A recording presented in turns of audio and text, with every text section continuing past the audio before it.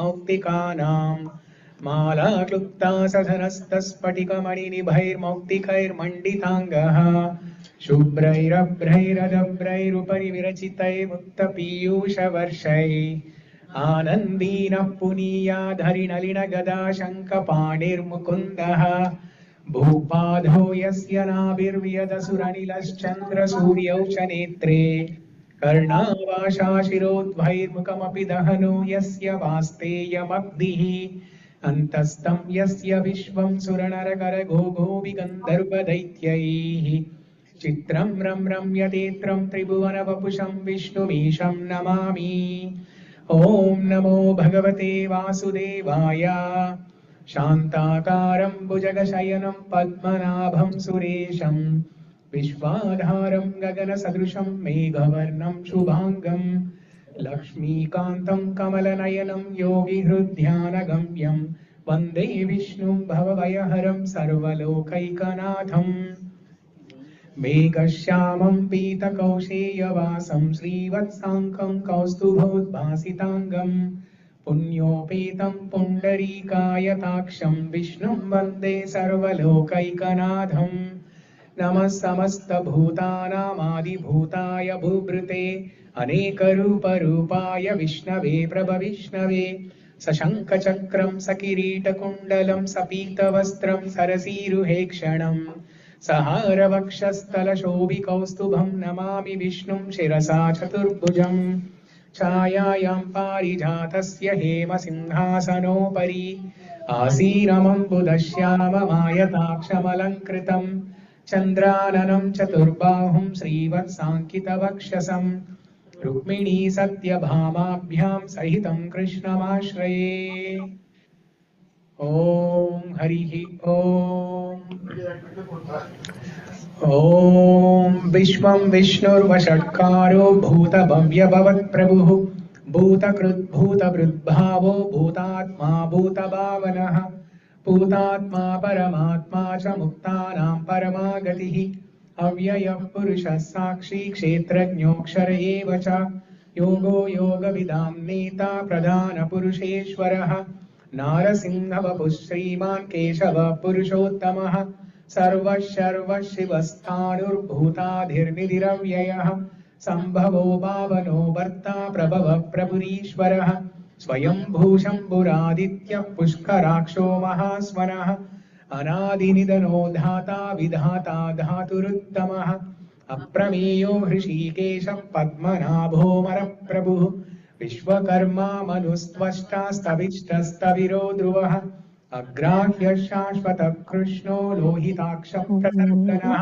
प्रभूतस्त्रिककुद्धाम पवित्रं मङ्गलं परम् ईशानप्राणदप्राणो ज्येष्ठः श्रेष्ठः प्रजापतिः हिरण्यगर्भो भूगर्भो माधवो मधुसूदनः ईश्वरो विक्रमी धन्वी मेधावी विक्रमक्रमः अनुत्तमो दुरादर्शः कृतज्ञः कृतिरात्मवान् सुरेशः शरणं शर्म विश्वरेता प्रजाभवः अहः संवत्सरो व्याळः प्रत्ययः सर्वदर्शनः अजः सर्वेश्वरः सिद्धः सिद्धिः सर्वादिरच्युतः वृषाकपिरमेयात्मा सर्वयोगविनिःसृतः वसुर्वसुमनः सत्यसमात्मा संमितः समः अमोघः पुण्डरीकाक्षो वृषकर्मा वृषाकृतिः रुद्रो बहुशिरा बभ्रुर्विश्वयोनिः शुचिश्रवाः अमृतः शाश्वतस्थाणुर्वरारोहो महातपाः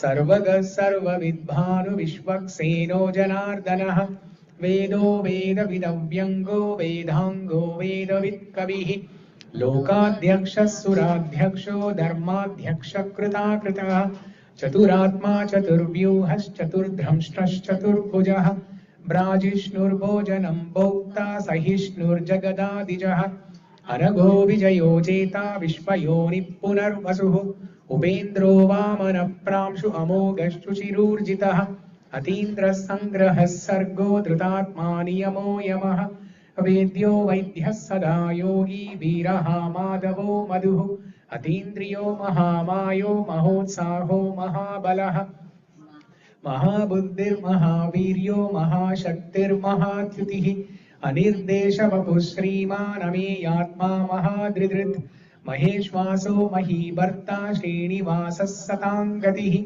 अनिरुद्धः सुरानन्दो गोविन्दो गोविदाम्पतिः मरीचिर्दमनो हंस सुपर्णो भुजगोत्तमः हिरण्यनाभः सुतपा पद्मनाभः प्रजापतिः अमृत्युः सर्वदृक्सिंह सन्धाता सन्धिमान् स्थिरः अजो दुर्मर्शनः शास्ता विश्रुतात्मा सुरारिः गुरुर्गुरुतमो धाम सत्यः सत्यपराक्रमः निमिषो निमिषस्रग्वी वाचस्पतिरुदारदीः अग्रणी रामणी श्रीमान् न्यायो नेता समीरणः सहस्रमूर्धा विश्वात्मा सहस्राक्षः सहस्रपात् आवर्तनो निवृत्तात्मा संवृतः संप्रमर्दनः अह संवर्तको वह्निरनिलो धरणीधरः सुप्रसादः प्रसन्नात्मा विश्वसृग् विश्वभुक् विभुः सत्कर्ता सत्कृतः साधु जह्नुर्नारायणो नरः असंख्येयो प्रमेयात्मा विशिष्टः शिष्टकृच्युचिः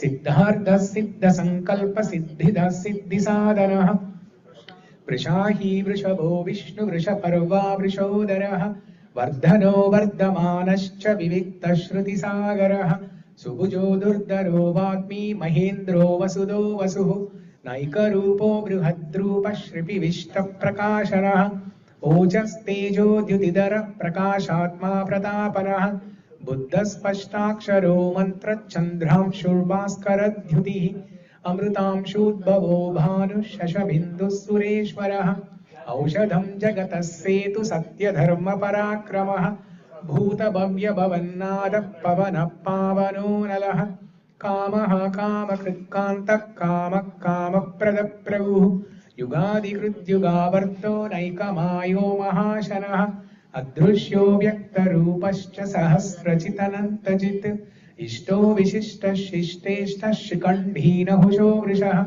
क्रोधः क्रोधकृत्कर्ता विश्वबाहुर्महीधरः अच्युतः प्रदितः प्राणः प्राणधो वासमानुजः अपान्निधिरधिष्ठानमप्रमत्तः प्रतिष्ठितः स्कन्धः स्कन्दधरो धुर्यो वरदो वायुवाहनः वासुदेवो बृहद्भानुरादिदेवः पुरन्दरः अशोकस्तारणस्तारः शूरः शौरिर्जनेश्वरः अनुकूलशतावर्तः पद्मी पद्मनिवेक्षणः पद्मनाभोरविन्दाक्षः पद्मगर्भः शरीरभृत् महर्दिरुद्धो वृद्धात्मा महाक्षो गरुडध्वजः अतुलः शरभीमो समयज्ञो हविर्हरिः सर्वलक्षणलक्षण्यो लक्ष्मीवान् समितिञ्जयः विक्षरो रोहितो मार्गो हेतुर्दामोदरः सः महीधरो महाभागो वेगवानमिताशनः उद्भवक्षोभणो देवः श्रीगर्भो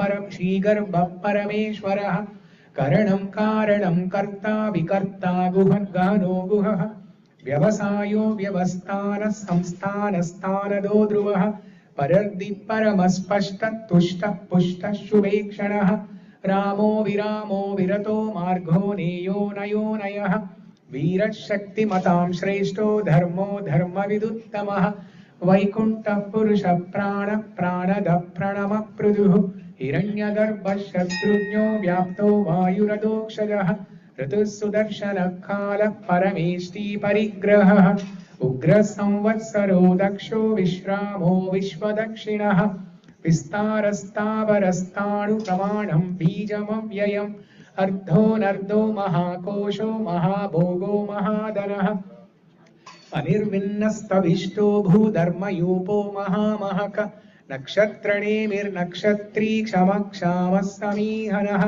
यज्ञयुज्यो महेजश्च क्रतुः सत्रं सतां गतिः सर्वदर्शी निवृत्तात्मा सर्वज्ञो ज्ञानमुत्तमम् सुव्रतः सुमुखः सूक्ष्म सुघोषः सुखदः सुहृत् मनोहरोजितक्रोधो वीरबाहुर्विदारणः स्वापनः स्वपशो व्यापी नैकात्मा नैककर्मकृत् वत्सरो वत्सलो वत्सी रत्नगर्भोदनेश्वरः धर्मकृद्धर्मी सदक्षरमतक्षरम् अभिज्ञाता सहस्रांशु विधाता कृतलक्षणः गभस्तिनेमिः सत्त्वः सिंहो भूतमहेश्वरः आदिदेवो महादेवो देवेशो देववृत्तुरुः उत्तरो गोपतिर्गोप्ता ज्ञानगम्यः पुरातनः शरीरभूतवृद्भोक्ता कपीन्द्रो भूरि दक्षिणः सोमपोमृतपः सोमपुरुजित्पुरुषत्तमः विनयोजयः सत्यसन्धो दाशार्हस्तात्वतां पतिः जीवो विनयिता साक्षी मुकुन्दो मितविक्रमः अम्भोनिधिरनन्तात्मा महोदधिशयोऽन्तकः अजो महार्हस्वाभाव्यो जितामित्रप्रमोदनः आनन्दो नन्दनो नन्द सत्यधर्मा त्रिविक्रमः महर्षि कपिलाचार्य कृतज्ञो मेदिनीपतिः त्रिपदस्त्रिदशाध्यक्षो महाशृङ्गकृतान्तकृत् महावराहो गोविन्द सुषेणः कनकाङ्गदी गुह्यो गभीरो गहनो गुप्तश्चक्रगदाधरः वेदास्वाङ्गोजितः कृष्णो दृढः सङ्कर्षणोच्युतः वरुणो वारुणो वृक्ष पुष्कराक्षो महामनः भगवान् भगहानन्दी वनमाली हलायुधः आदित्यो ज्योतिरादित्यः सहिष्णुर्गतिसत्तमः सुधन्वाखण्ड परशुद्धारुणो द्रविणप्रदः दिविस्पृक् सर्वदृग्व्यासो वाचस्पतिरयो निजः त्रिसामासामगस्साम निर्वाणं भेषजं पिशक् सन्न्यासकृच्छमशान्तो निष्ठा शान्तिपरायणं शुभाङ्गः शान्तिदस्रष्टा कुमुदः कुवलेशयः गोहितो गोपतिर्गोप्ता वृषभाक्षो वृषप्रियः अनिवर्ती निवृत्तात्मा संक्षेप्ता क्षेमकृच्छिवः श्रीवत्सवक्षा श्रीवासः श्रीपतिः श्रीमताम्बरः श्रीधः श्रीशः श्रीनिवासः श्रीनिधिः श्रीविभावनः श्रीधरः श्रीकरः श्रेयः श्रीमान् लोकत्रयाश्रयः स्वक्षस्वङ्गशतानन्दो नन्दिर्ज्योतिर्गणेश्वरः विजितात्मा विधेयात्मा सत्कीर्तिच्चिन्न संशयः उदीर्णः सर्वतच्चक्षुरणीशः शाश्वतस्थिरः भूषयो भूषणो भूतिरशोकः शोकनाशनः अर्चिष्मानर्चितः कुम्भो विशुद्धात्मा विशोदनः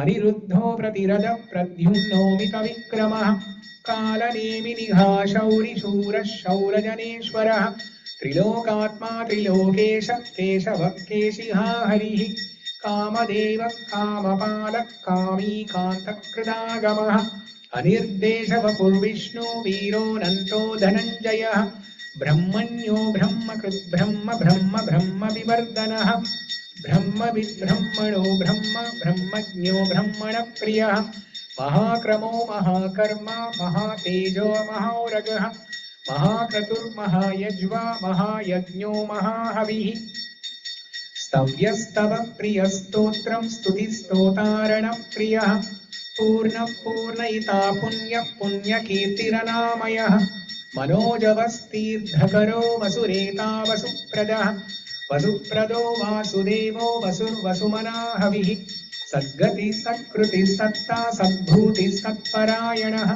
शूरसेनो यदुश्रेष्ठः सन्निवासः सुयामुनः भूतावासो वासुदेवः सर्वासुनिलयो नलः दर्पः दर्पदो दृप्तो धुर्धरो दापराजितः विश्वमूर्तिर्महामूर्तिर्धीर्थमूर्तिरमूर्तिमान् अनेकमूर्तिरव्यक्तः शतमूर्तिः शताननः एकोनैकः किं यत्तत्पदमनुत्तमम् लोकबन्धुर्लोकनाथो माधवो भक्तवत्सलः सुवर्णवर्णो हेमाङ्गो वराङ्गश्चन्दनाङ्गदी वीरहा विषमशून्यो घृताशीरचलश्चलः अमानीमानदो मान्यो लोकस्वामी त्रिलोकधृत् सुमेधा मेधजो धन्यः सत्यमेधाधराधरः तेजो वृषो धृतिधरः सर्वशस्त्रभृताम्बरः प्रग्रहो निग्रहो व्यग्रो नैकशृङ्गो गदाग्रजः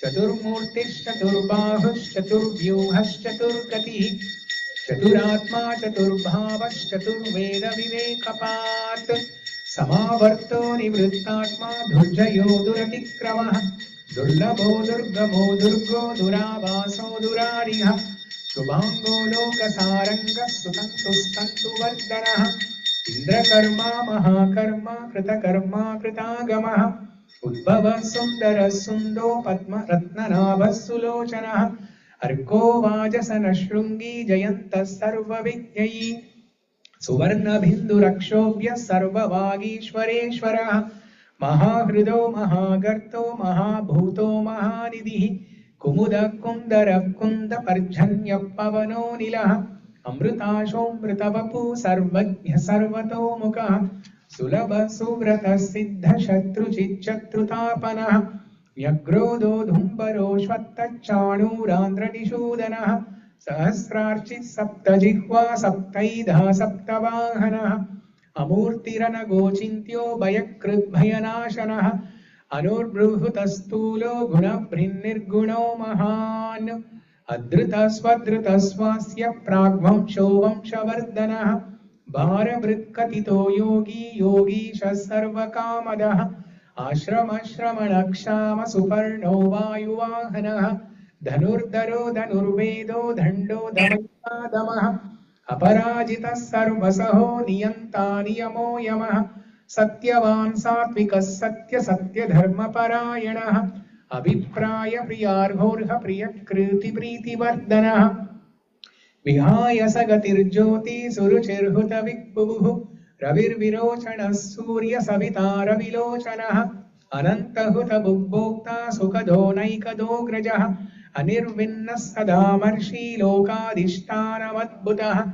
सनातनतम कपिल कपिरव्ययः स्वस्तिदा स्वस्ति कृस्वस्ति स्वस्ति भुक् स्वस्ति दक्षिणः रौद्र कुण्डली चक्री विक्रम यूर्जित शासनः शब्दातिगः शब्दसः शिशिर शर्वरीकरः अक्रूरपेशलो दक्षो दक्षिणाक्षविनाम्बरः विद्वत्तमो वीतभयः पुण्यश्रवणकीर्तनः अनन्तरू उत्तारणो दुष्कृतिः पुण्यो दुःस्वप्ननाशनः वीरः रक्षणः सन्तो जीवन पर्यवस्थितः अनन्तरूपोऽनन्तश्रीजितमन्युर्भयापहः चतुरस्रो गभीरात्मा विदिशो व्यादिशो दिशः अनादिभूर्भुवो लक्ष्मी सुविरो रुचिराङ्गदः जननो जनजन्मादि भीमो भीमपराक्रमः आधारनिलयो धाता पुष्पहास प्रजागरः ऊर्ध्वग सत्पदाचार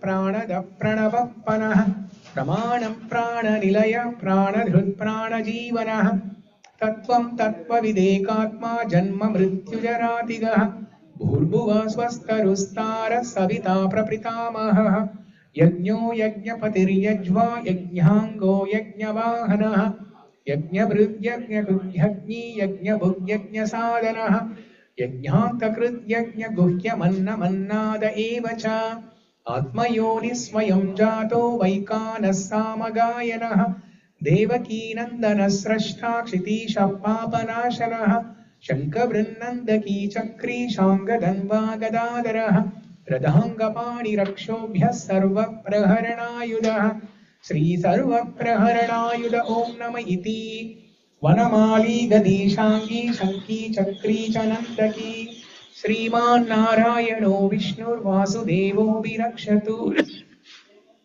वनमाली गदीशाङ्गी शङ्की चक्री च नन्दकी श्रीमान्नारायणो विष्णुर्वासुदेवो विरक्षतु वनमाली गदीशाङ्गी शङ्की चक्री च नन्दकी श्रीमान्नारायणो विष्णुर्वासुदेवो विरक्षतु श्रीवासुदेवो विरक्षतु ॐ नम इति इदं कीर्तनीयस्य केशवस्य महात्मनः नाम्नां सहस्रं दिव्यानामशेषेण प्रकीर्तितं यैदं शृणुयान् नित्यं यच्चापि परिकीर्तयेत् नाशुभं प्राप्नुयात् किञ्चित् सोमुत्रेह च मानवः वेदान्तगो ब्राह्मणस्य क्षत्रियो विजयी भवेत् वैश्योदनसमुद्रस्य शूद्रः सुखमवाप्नुयात् धर्मार्थी प्राप्नुयात् धर्ममर्धार्थी सार्धमाप्नुयात् कामानवाप्नुयात् कामी प्रजार्थी प्राप्नुयात् प्रजाः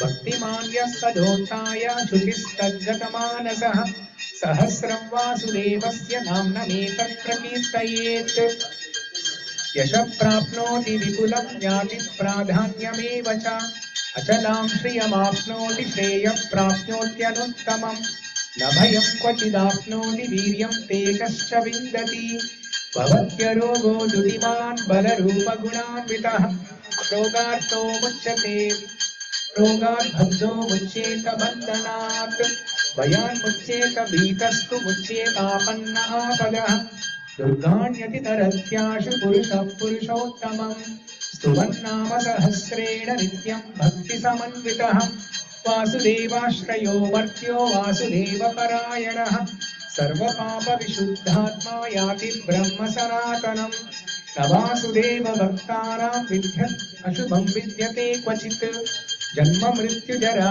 व्याधि भयं नैवोपजायते इमं स्तव मदीयानः श्रद्धा भक्तिसमन्वितः युज्येतात्मा सुखक्षान्ति श्रीधृति स्मृतिकीर्तिभिः न क्रोधो न च मात्सर्यं न लोभो नाशुभा मतिः भवन्ति कृतपुण्यानां भक्तानां पुरुषोत्तमे द्यौसचन्द्रार्कनक्षत्राकं दिशो भूर्महो दधिः वासुदेवस्य वीर्येण विधृतानि महात्मनः ससुरासुरगन्धर्वं सयक्षोरगराक्षसं जगत्वशे वर्ततेदं कृष्णस्य सचराचरम् इन्द्रियाणि मनोबुद्धि सत्त्वं तेजो बलं धृतिः वासुदेवात्मकान्याहुः क्षेत्रं क्षेत्रज्ञ एव च सर्वागमानमाचारप्रथमं परिकल्पितः आचारप्रथमो धर्मो धर्मस्य प्रभुरच्युतः ऋषयः पितरो देवा महाभूतानि दातवः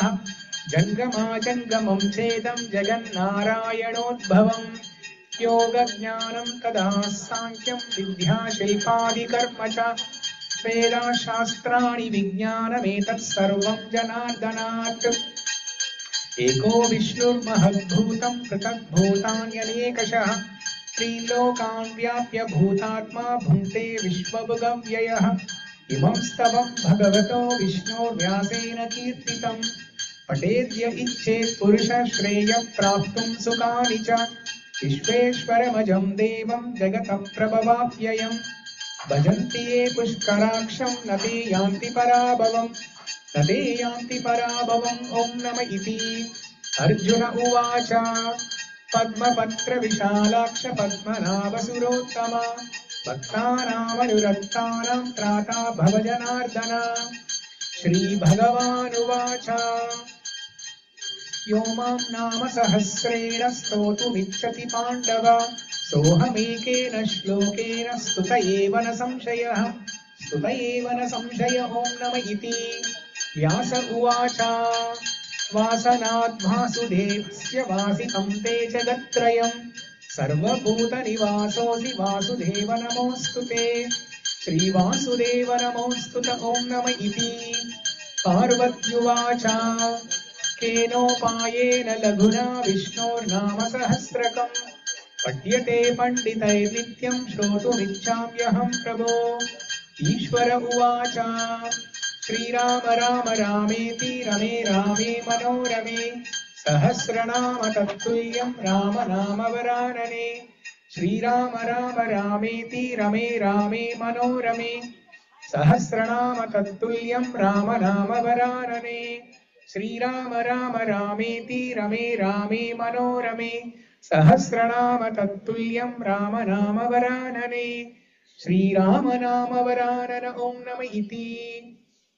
ब्रह्म उवाच नमोऽस्त्वनन्ताय सहस्रमूर्तये सहस्रपादाक्षिरोरुबाहवे सहस्रनाम्ने पुरुषाय शाश्वते सहस्रकोटियुगधारिणे नमः सहस्रकोटियुगधारिण ॐ नम इति संजय उवाच यत्र योगेश्वरः कृष्णो यत्र पार्थो धनुर्धरः तत्र श्रीर्विजयो भूतिर्ध्रुवा नीतिर्मतिर्मम यत्र योगेश्वरः कृष्णो यत्र पार्थो धनुर्धरः तत्र श्रीर्विजयो भूतिर्ध्रुवा नीतिर्मतिर्मम यत्र योगेश्वरः कृष्णो यत्र पार्थो धनुर्धरः तत्र श्रीर्विजयो भूतिर्ध्रुवा नीतिर्मतिर्मम श्रीभगवानुवाच अनन्याश्चिन्तयन्तो मां ये जना पर्युपासते तेषां नित्याभियुक्तानां योगक्षेमं वहाम्यहम् परित्राणाय साधूनां विनाशाय च दुष्कृतां धर्म संस्थापनार्थाय संभवामि युगे युगे आर्ता विषण्णा शिथिलाश्च भीताः घोरेषु च व्याधिषु वर्तमानाः संकीर्त्य नारायण शब्दमात्रं विमुक्तदुःखा सुखिनो भवन्ति कायेन वाचा मनसेन्द्रियैर्वा बुद्ध्यात्मना वा प्रकृते स्वभावात् करोमि यद्यत् सकलं परस्मै नारायणायेति समर्पयामि श्रीमन्नारायणायेति समर्पयामि इति श्री विष्णु सहस्रनाम स्तोत्रं सर्वं श्रीकृष्णार्पणमस्तु విడుకొండవాడ వెంకటరమణ గోవింద గోవింద గోవింద.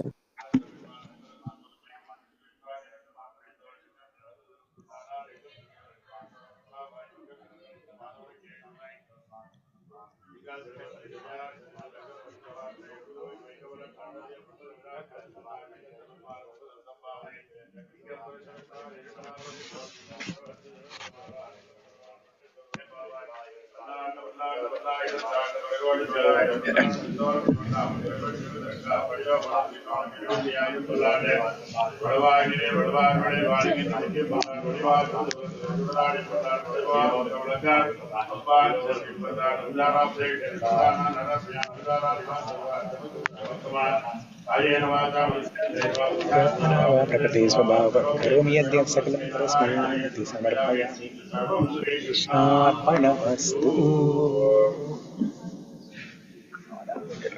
गोविंद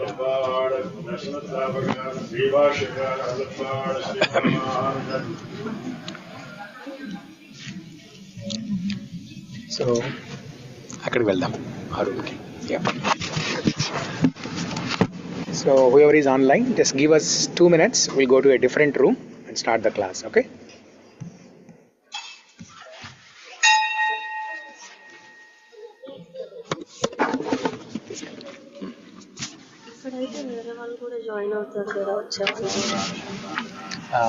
అదే కానీ ఇక్కడ బెల్స్ అవన్నీ కొంచెం డిస్టర్బెన్స్ ఉంది.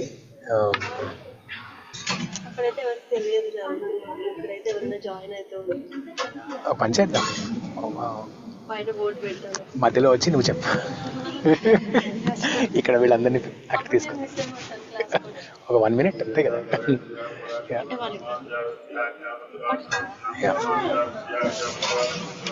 అక్కడైతే మనకు కొంచెం ఫోకస్డ్గా ఉంటుంది. స్క్రీన్ మీద ప్రొజెక్ట్ తీసుకెళ్ళి ఇది కూడా తీసుకెళ్ళి ఈ మైక్ అవసరం లేదు. ఇది మీదేనా?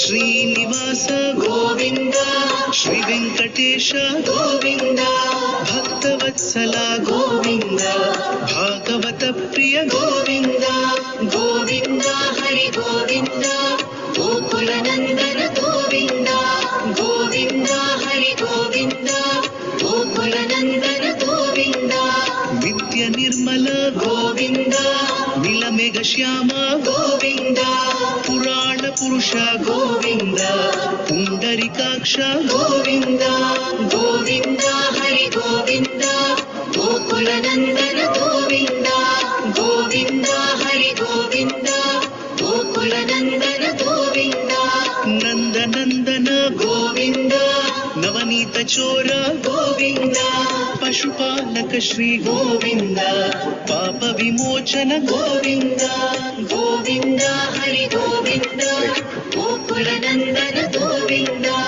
గోవింద హరి గోవింద, గోకుల నందన గోవింద. ఓకే. మీరు వచ్చారా? Okay.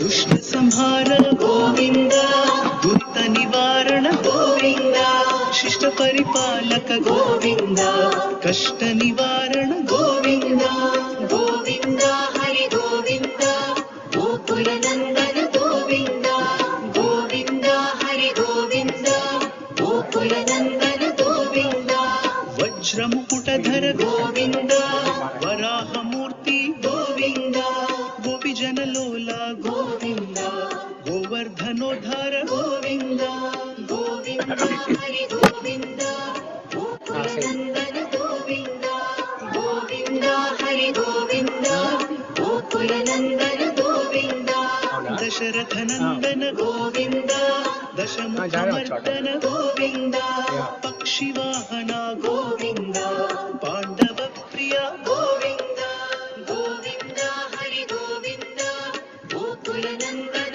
Govind, Govind Hari Govind, Gokul Nandan Govind,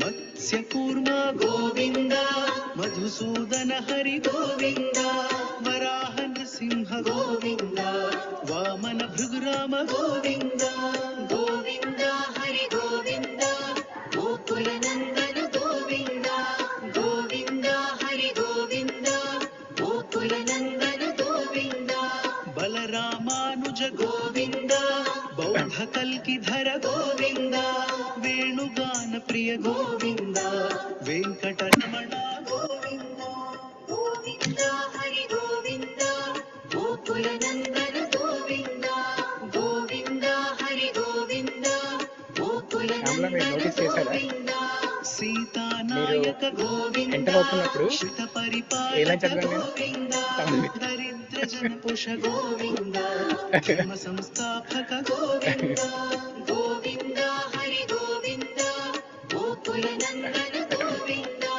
Govind Hari Govind, Gokul Nandan Govind,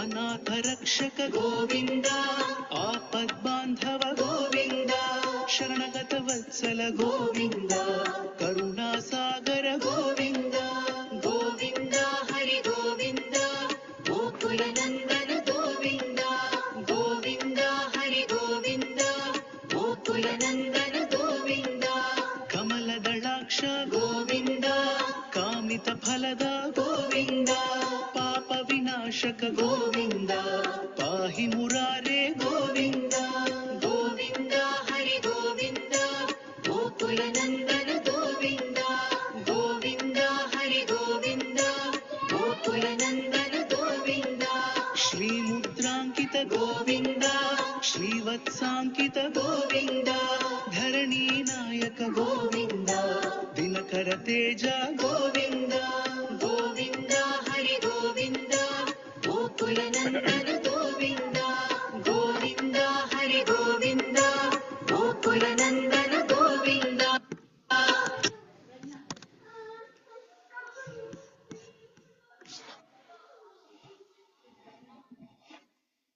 Okay, you both can come, everybody can come closer.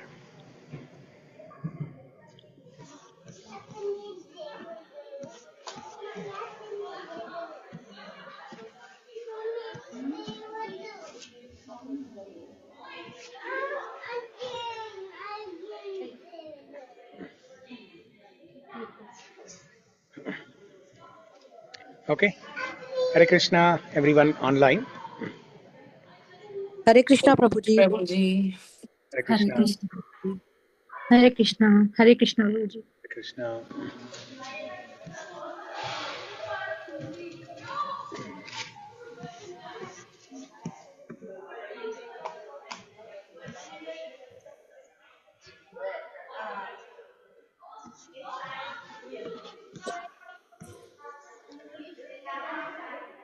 Whoever is able to turn on their videos, please turn on.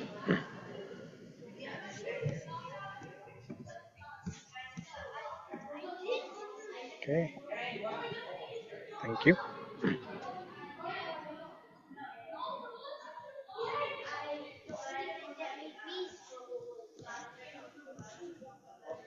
Very good. Thank you. That looks much better.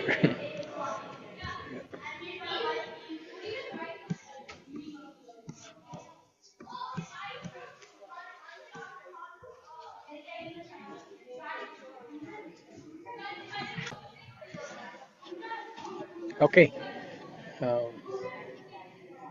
Door close చేద్దామా? Sound వస్తున్నట్టుంది. Close.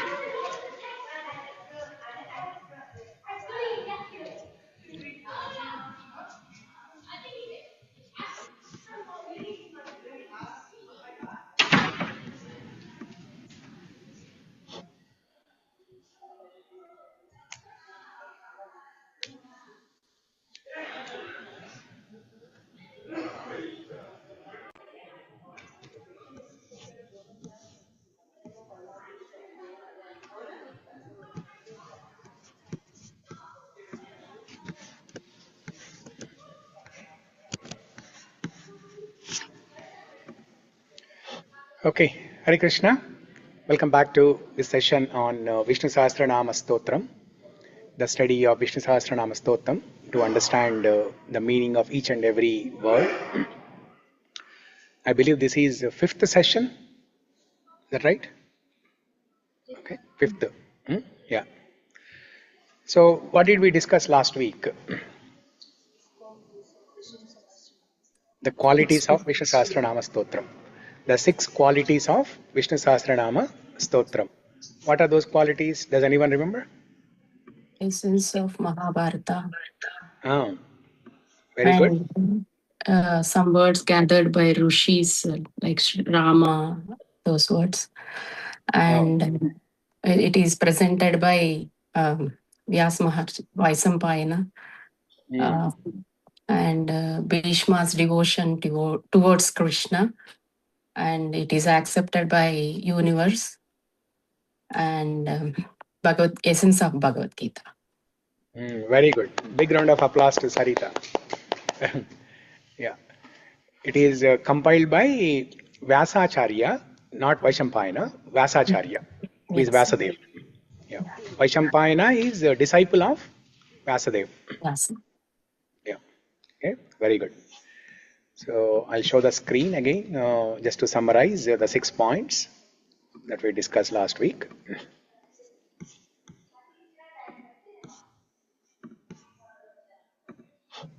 These are the 6 qualities of Vishnu Sahasranama Stotram. Mahabharata Saratvat, Rishibhi Pariganataha, Vedacharya Samaharat, Bhishmot Krishnam Matatvatah, Parigrahati Shayataha, Gita Chaika Ardhakaschanaha. Essence of Mahabharata attributed to are gathered by rishis. All the names in Vishnu Sahasranama Stotram, they were given by different rishis in different yugas. Like Vasishtha Rishi gave the name Rama, Garga Muni gave the name Krishna, like that. Presented by Vedacharya Vyasadeva, and Bhishma's devotion to Krishna. Bhishmot Krishna Matatvatah. Vishnu Sahasranama Stotram reveals Bhishma's devotion to Krishna. Universal acceptance and practice. It is applicable to everyone. All castes, all religion, all creed, all countries. Not only this world, but all universes. Not only this world, this universe, but all universes. It is applicable to aliens and whoever is there in different planets. Everybody. It's applicable to people in Patala Loka also. It's applicable to people in Svargaloka. It's applicable to Brahma. It's applicable to everyone. Okay. Gita Chaika Ardhakaschanaha. Essence of Bhagavad Gita. So what is the point that we discussed for the last quality? Gita Chaika Ardhakaschanaha. what did we discuss to prove that Vishnu Sahasra Nāma Stotram is the essence of Bhagavad Gita? What point did we discuss? For all these 6 points, we discussed some points to prove that why these qualities make some significance here. For example, Mahabharata. What is that? I'm pervading everywhere, like all other are servants to me. I'm Sutradhari. Yes. So Krishna, the essence of Bhagavad Gita is Krishna is Devadi Deva. He is Bhagavan. He is Swayam Bhagavan. He is Swayam Bhagavan, Devadi Deva, Supreme Personality of Godhead. And everyone else, including Brahma, Indra, Varuna, Vayu, Agni, Shiva, all the living entities, we are all servants of that Bhagavan. That is the essence of Bhagavad Gita. And that is what Bhishma Dev tells in Vishnu Sahasra Nāma Stotram also.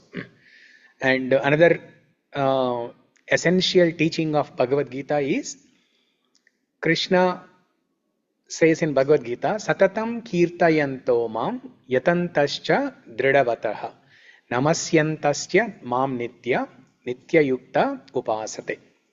Satatam kirtayanto mam. Always sing my glories. Always recite my names. Satatam means always. Kirtayanto mam. Always sing my glories. Kirtana knows it better. Satatam kirtayanto mam.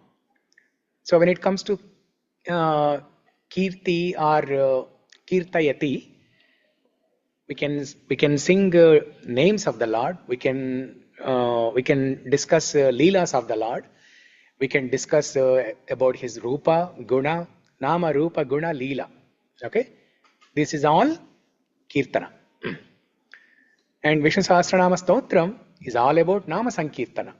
So that way, Vishnu Sahasra Nāma Stotram is the essence of Bhagavad Gita. Okay? Now today,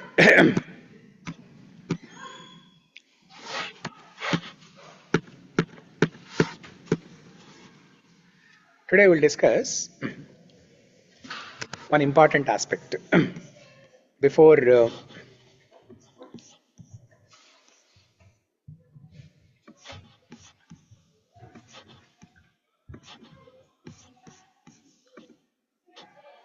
we discuss the meaning of other shlokas, this is a very common question that people have all the time. So I want to recite Vishnu Sahasra Nāma Stotram, but I am afraid that I'll make mistakes. I'm worried that I'll make mistakes. I remember Siri mentioned that in the last class, or sometime you mentioned. On Thursday or Friday, evening class. Yeah. So, and we hear this from many people, not only you, but from many people we hear this. And last Saturday, around the same time, one person was giving a class in the temple hall. Some Sri Vaishnava devotee, he was giving a class in the temple hall. And he said, if you want to chant Vishnu Sahasra Nāma Stotram, you have to pronounce the names absolutely correctly. Otherwise, it will generate negative sound vibration, negative energy. And he said there are some stories to prove that. But I can say confidently, that is not correct. Even if you chant with mistakes in your pronunciation, even if you recite the names of the Lord with mistakes in it, there is no fault. You will not get any sin, you will not get any papa, there is no negative energy. It is absolutely perfect to recite the names of the Lord with mistakes in it. Of course, it is better to chant with names properly, spelled out, properly pronounced. But if somebody is in the beginning stage, they are learning and they are not able to pronounce properly, if they make some mistakes, It is absolutely fine. It's like a mother, child makes mistakes. Mother will Yeah. accept it. Yes. Exactly like that. Yeah. So similarly, here there is a beautiful shloka from Subhashitam. Murko vadati Vishnaya, dhiro vadati Vishnave, ubayostu samam punyam, bhavagrahi janardanaha. So what's the translation? Sarita, can you read the translation? Yes, Prabhuji. Hare Krishna. As the time of offering obeisances to Lord Vishnu, a foolish person chants Vishnaya Namaha. This is improper due to faulty grammar. And a learned person chants Vishnave Namaha. This is the correct form. But both achieve equal piety by their offering obeisances because Lord Sri Jagannathan Janardana Janardana. Janardana sees the sentiment of the living being in other words. He sees the degree of devotion and he awards the result accordingly. He does not see one's foolishness or intelligence. Yeah. So Murko vadati Vishnaya, dhiro vadati Vishnave. Murka means a unintelligent person, uneducated person, a person who is not very learned, a person who is not a Brahmana, who is not learned, who does not know Sanskrit grammar and all. And dhiro vadati Vishnave. Dhira means a learned person, an intelligent person. Intelligent person, if he says Vishnave, which is the correct Sanskrit grammar, but the Lord will will accept both names equally, and both persons will get the same punya. Because Krishna or Vishnu, Narayana, is Bhavagrahi Janardana. He only looks at the heart. He only looks at the feelings and emotions in the heart. He only looks at bhakti, not vibhakti. Okay? Vibhakti is Sanskrit and Telugu, the grammatical thing. Okay? If you are correcting, if you are saying Vishnu name in the Chaturthi Vibhakti correctly, saying Vishnave, or he's looking, are you saying Vishnaya or Vishnave? Or when you go to Vaikunta, there is no entrance test at the door saying that can you say Vishnu Nama in Chaturthi Vibhakti? And only if you say Vishnave, you are allowed inside. Nothing like that. Nothing like that.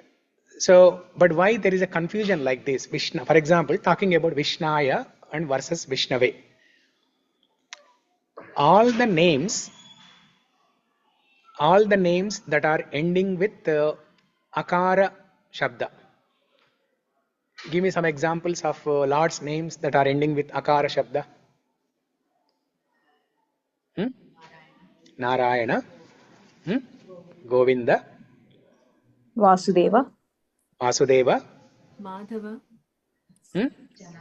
Janardana, Krishna, Pradyumna, Aniruddha, Krishna, Pradyumna, Aniruddha, Rama, Shiva, Sankarshana. So these are all the names, right? Most of the names, by the way, not only Lord's names, even our names, they all start with, oh, not my name, huh? They all start with, they all end with Akara Shabda. Okay? For example, Kirtana, Shamala, your name I forgot. Nandana, you are not. Radha, Kara Shabda. Sarita, Sirisha, na? Oh, Siri and Kamal. Sirisha.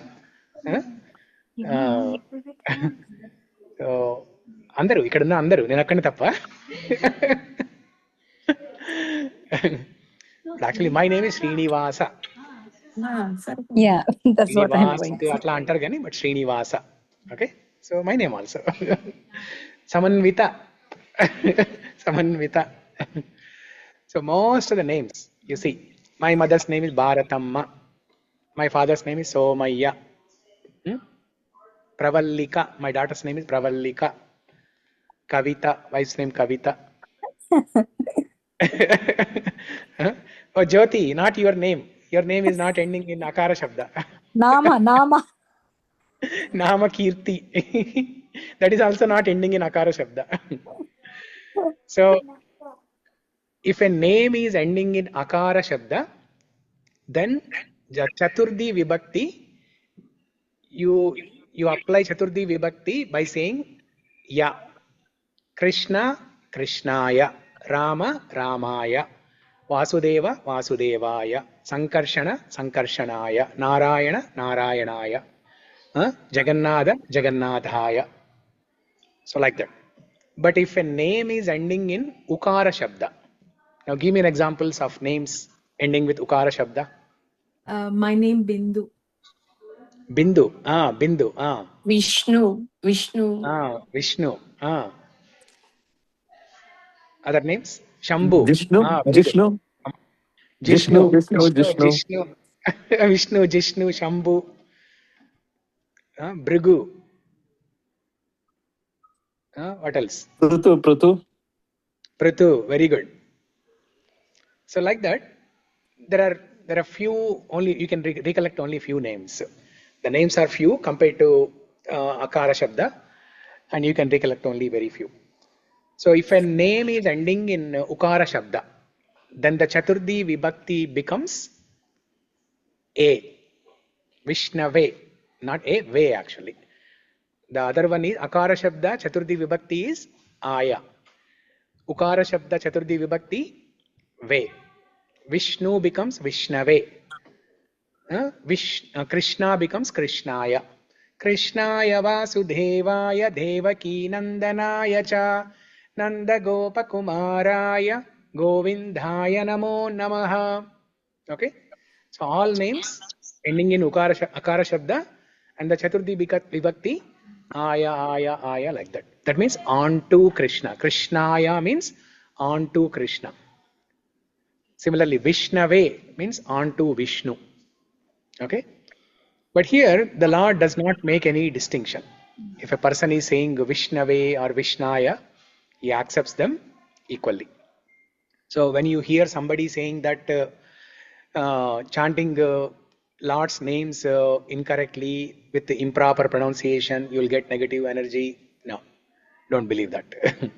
Okay. So if you're chanting mantras, yes.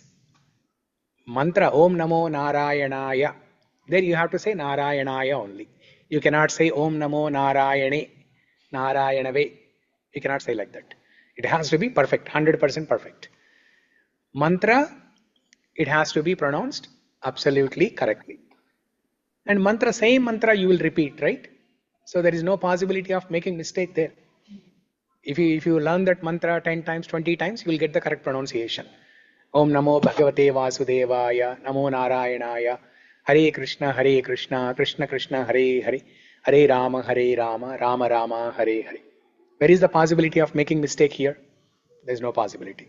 So that's why mantra, there is no possibility of making any mistakes. Even that mantra, Ramanujacharya, he went on the top of the Gopuram of Ranganath temple and he proclaimed that mantra to everybody. Even after knowing that people might make mistakes while reciting that mantra. So Ramanujacharya, did he not know that chanting the names of the Lord incorrectly will produce negative energy? No. He knows. But he also knows that Vishnu is Bhavagrahi Janardana. He only looks at the bhavam, the feelings and emotions. So there is a nice story in this context.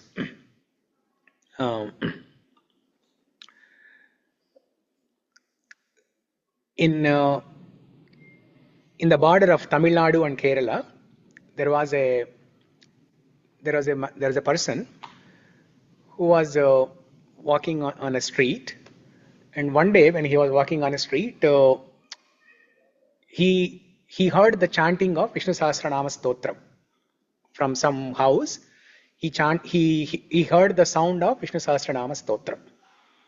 And at that time, when he was walking there, right, when he stopped by that house, the line that he heard was Aprameyo Hrishikesho Padmanabho Maraprabhu Vishwakarma Manustvashta Stavishta Staviro Dhruvaha. So this shloka was heard by this person. In Tamil and Malayalam also, Mara means tree. So what is that line? Aprameyo Hrishikesha Padmanabho Mara Prabhu. Okay, Padmanabha plus Amara Prabhu. It becomes when you recite both of the names together, because of the sandhi, it becomes Padmanabho Mara Prabhu. You don't recite like Padmanabho Amara Prabhu. You don't recite like that. But it is actually Amara Prabhu. But this person, when he heard, he's an illiterate, he doesn't know Sanskrit, I think it is in the very beginning of the Namavali. Sixth one. Prabhu. Okay, sixth one, yeah. So then this person, he liked it. He liked that line. And he, according to his understanding, what was he thinking? Mara Prabhu means, Mara means tree. Prabhu means Lord. This much knowledge anybody has. You don't have to be a Telugu Pandit, Sanskrit Pandit to understand what is, Prabhu. Prabhu everybody knows. Master, Lord. And Mara is a Tamil word. I think Malayali also same word. That means tree. That means his understanding was the Lord or Bhagavan is the master of the trees. And what he did? He went near a tree in that village. He went near a tree and he circumambulated. He did pradakshina around the tree like 108 times or whatever, and he was chanting this mantra. Aprameyo Hrishikesha Padmanabho Mara Prabhu. Aprameyo Hrishikesha Padmanabho Mara Prabhu. Or maybe he just would have chanted Mara Prabhu, Om Mara Prabhave Namaha. Like that. He must have said something. So like that, every day he used to do that. He used to come to that tree and then go around that tree in a pradakshina and then chant this name. So one day, a Pandit, a Sanskrit learned person, he saw this man chanting this name in an incorrect way. Padmanabho Mara Prabhu. Or maybe he was just chanting Mara Prabhu. Because if you chant Padmanabho Mara Prabhu, it's correct. I think this person was just chanting Mara Prabhu like that. This is incorrect. If you're chanting individually Mara Prabhu, you don't say Mara Prabhu. You have to say Amara Prabhu. Then this Pandit, he stopped him, saying that, what are you doing? You are saying that Mara Prabhu, which is incorrect. The correct name is Amara Prabhu. Amara Prabhu means the Lord of the immortals. Amara means those people, generally refers to the people who are in spiritual world or the people who are in Svargaloka. Okay? Those who drink nectar, amritam or somarasa, they get amaratvam, immortality. They live eternally, and Svargaloka's vasis, they live much longer duration. So he is the Lord of Amaras. He is the Lord of those people who are immortal. So this Pandit corrected this man, saying that what you are saying is you are the Lord of the trees, which is incorrect. So then this man realized what a great mistake I have done, and then he stopped chanting that name. All this while he was chanting with bhakti only, with sincerity. Every day he was doing consistently. But when he heard this, that he was doing a mistake, he stopped it. Then that night, Sriman Narayana came into the dream of this Brahmana Pandit, and in an angry mood, in a Narsimhavatara, angry young man, angry man, in angry mood, Sriman Narayana told this Brahmin Pandit that you tried correcting my devotee with the pronunciation, but whatever he was saying is correct. Sriman Narayana said this. Whatever he was saying is correct. Then this Brahman Pandit could not understand.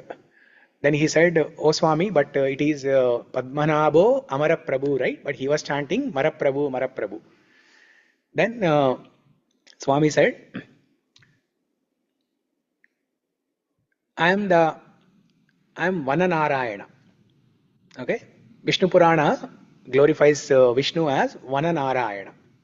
Vananarayana means the Narayana of the forest. Vananarayana. One of the names in Vishnu Purana is Vananarayana. Sriman Narayana tells to this Pandit saying that I am glorified as Vananarayana. I am the Lord of the forest. If I am the Lord of the forest, am I not the Lord of a tree? I am the Lord of all the trees in the forest. So I am Mara Prabhu also. I am Vananarayana, which implicitly means I am Mara Prabhu also. Mara is not even Sanskrit, but Lord took it. He accepted that name.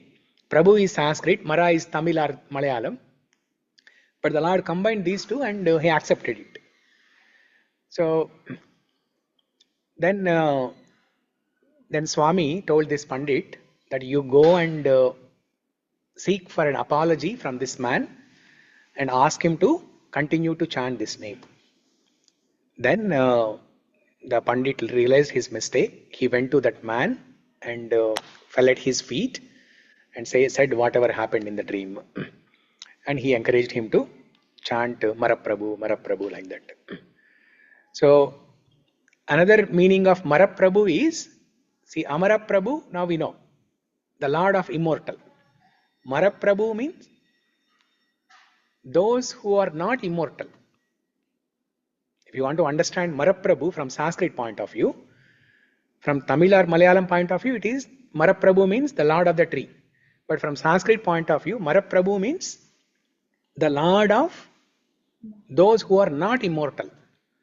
The Lord of those who are not Amara. That means all of us.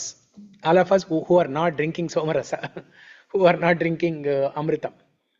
We are drinking different rasa. Chai, coffee, or whatever, milk, water, but not Amrit, not Somaras. So we are deteriorating and we are in Martya Loka. We are also called Martya Jivas. We are going to die. And he is our Lord, right? So he is the Lord of Amara and Mara also. Amara and Mara also. So that way, whatever way you recite the name, the Lord will make some meaning out of it. He will make some meaning out of it. Even though we don't understand, but Lord will make some meaning out of it and he will accept it. So just like how, okay, now somebody has to give a good example for this. Even if he offers something to Krishna, which is not very great, Lord will accept it. Somebody has to give a best example for this. Huh?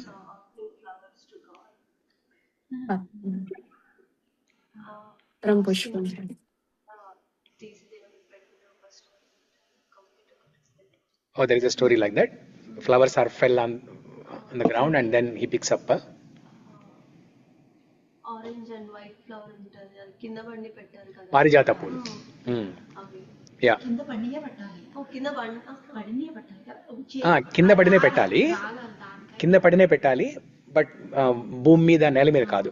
ఏదైనా cloth, ఏదైనా paper వేసి collect చేసి, చెట్టు నుంచి రాలుతాయి కదా, దాని కింద ఏదైనా పడేలాగా బాస్కెట్ ఏదో పెట్టి ఆ రాలిన పుష్పాలు పెట్టాలి.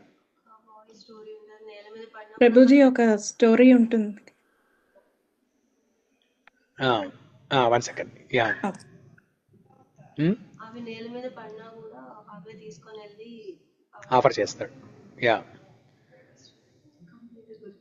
Yeah yeah yeah so yeah, even if you offer by mistake, not knowingly, even if you offer flowers that are fell on the ground and offer to Bhagavan, he will accept it. Yeah, Kranti.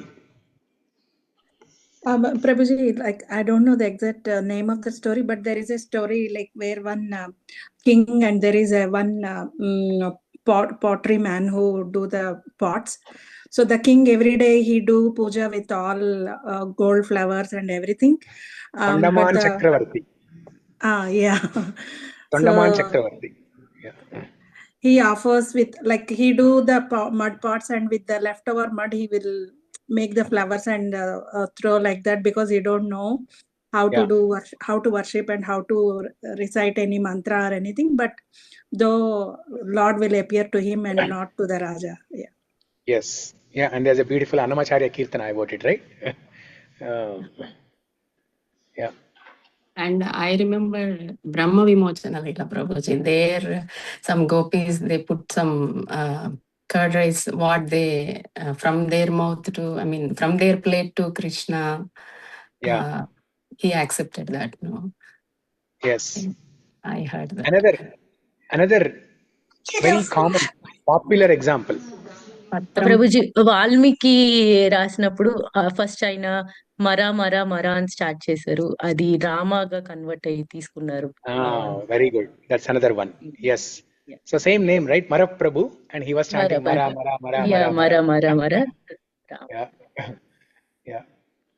Yeah. That's one of the good example. What else? There is still another very popular, common example. Shabari. Example.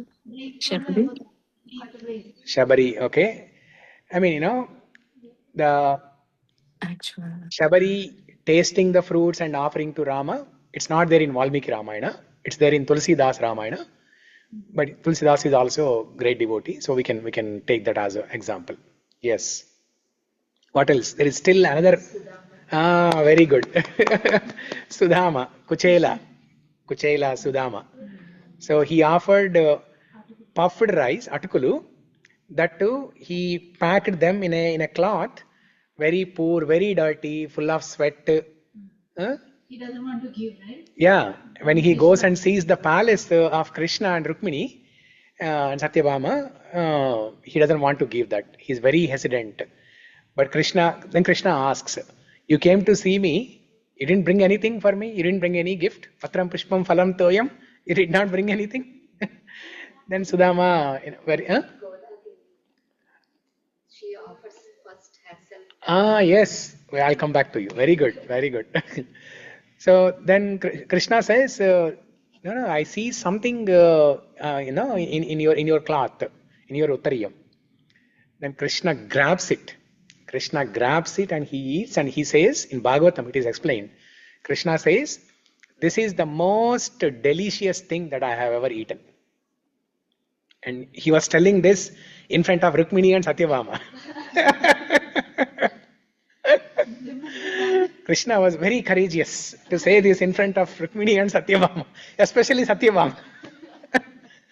Rukmini, okay, very, very, sattvic, soft person. But what an audacity Krishna has to say this in front of, Satyabhama.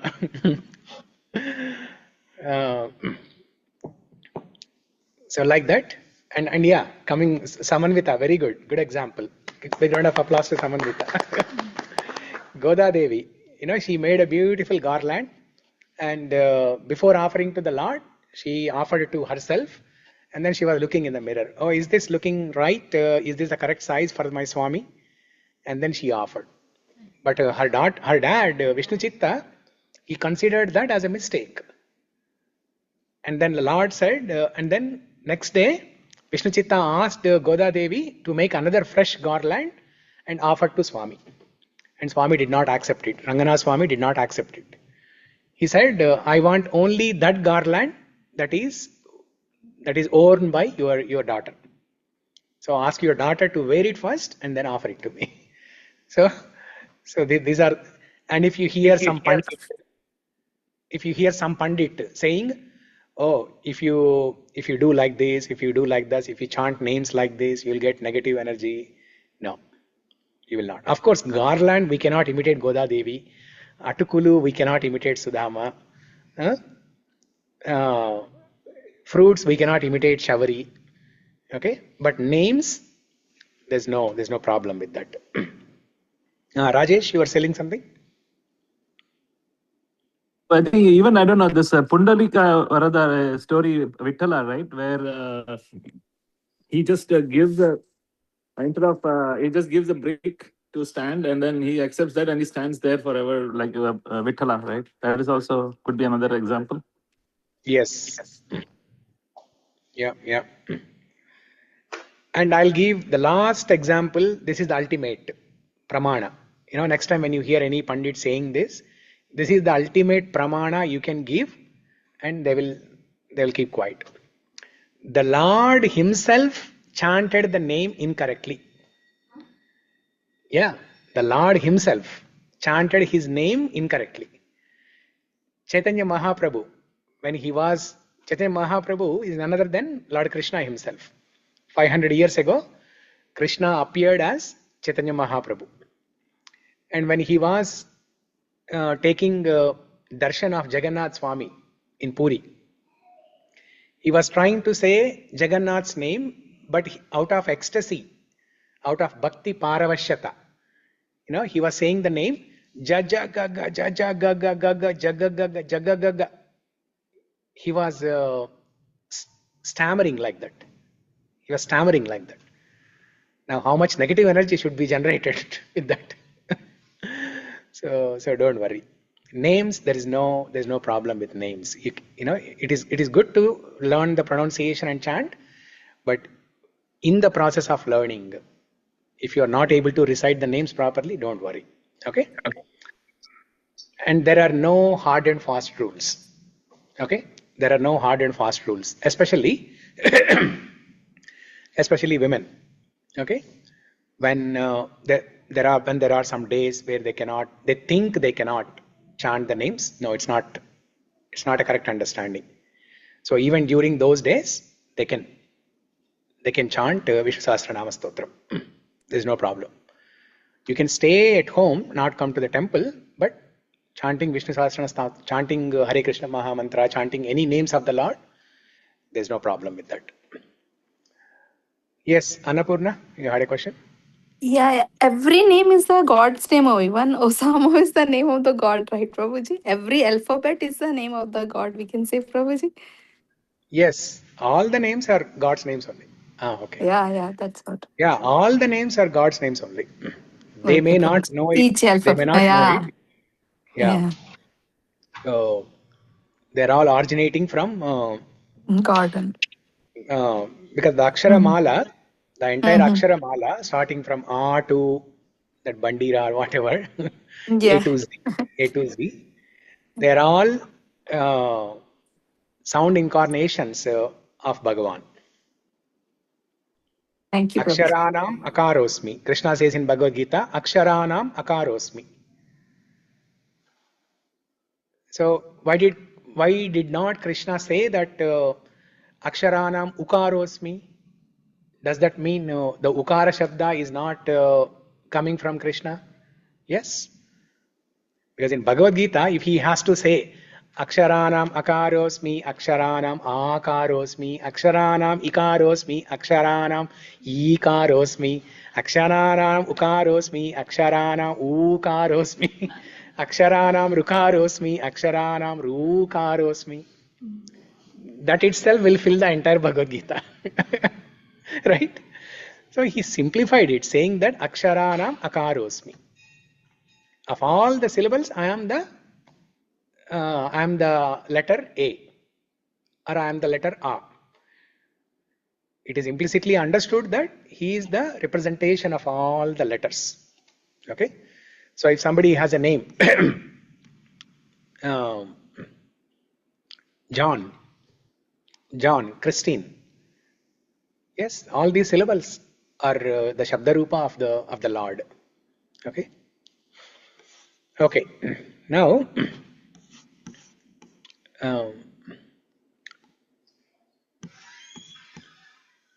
let's come back here.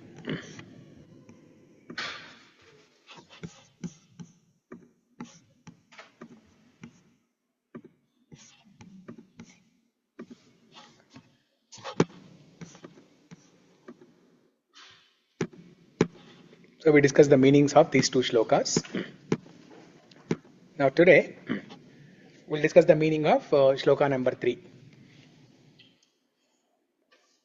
Vyāsaṁ Vasiṣṭha-Naptāraṁ Shakte Pautramakalmasham Parāśaratmajam Vande Shukatatam Taponidhim.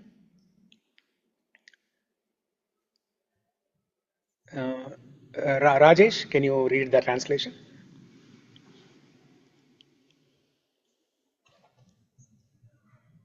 One second, Prabhu. Yeah. Hello. Yeah.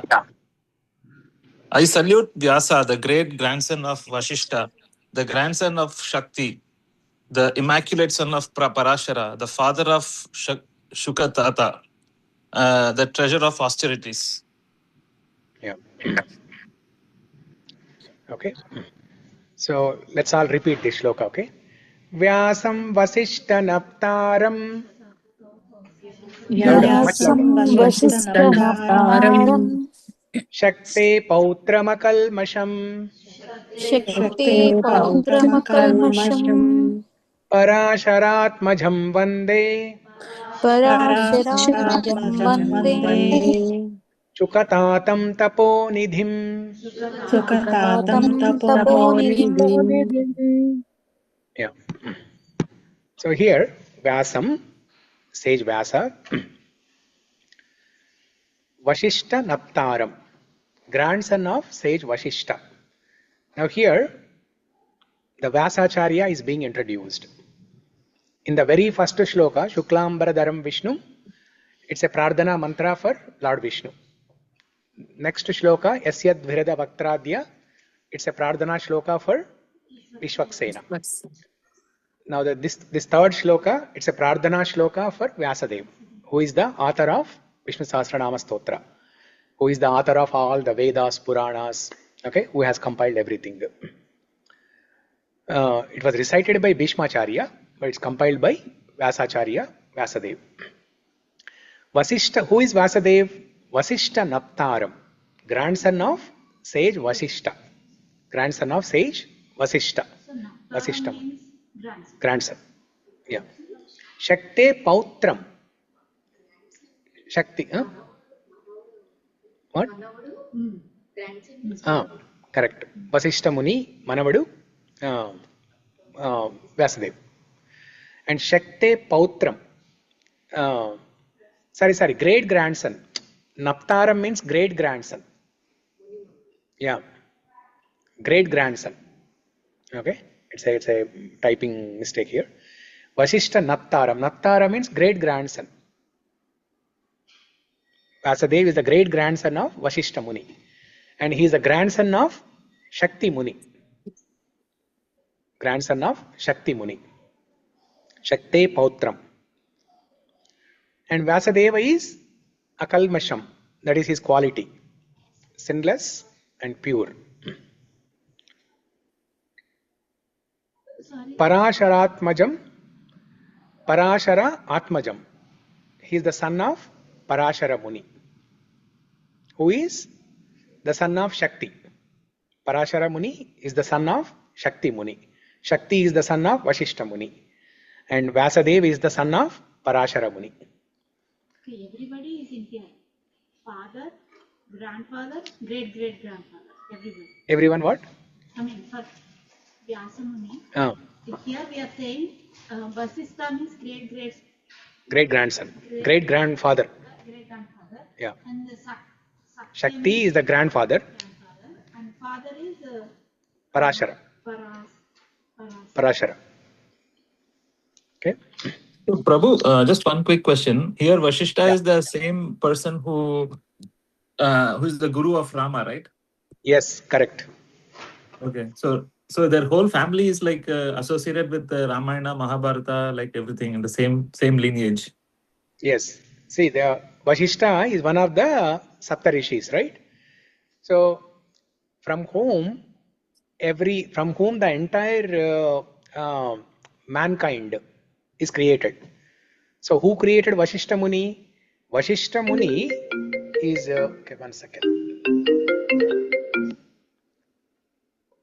Who is Vasishtha Muni, by the way? See, now here we have said Vasiṣṭha Muni is the great grandfather of Vyasadeva. But who is Vasiṣṭha Muni, by the way?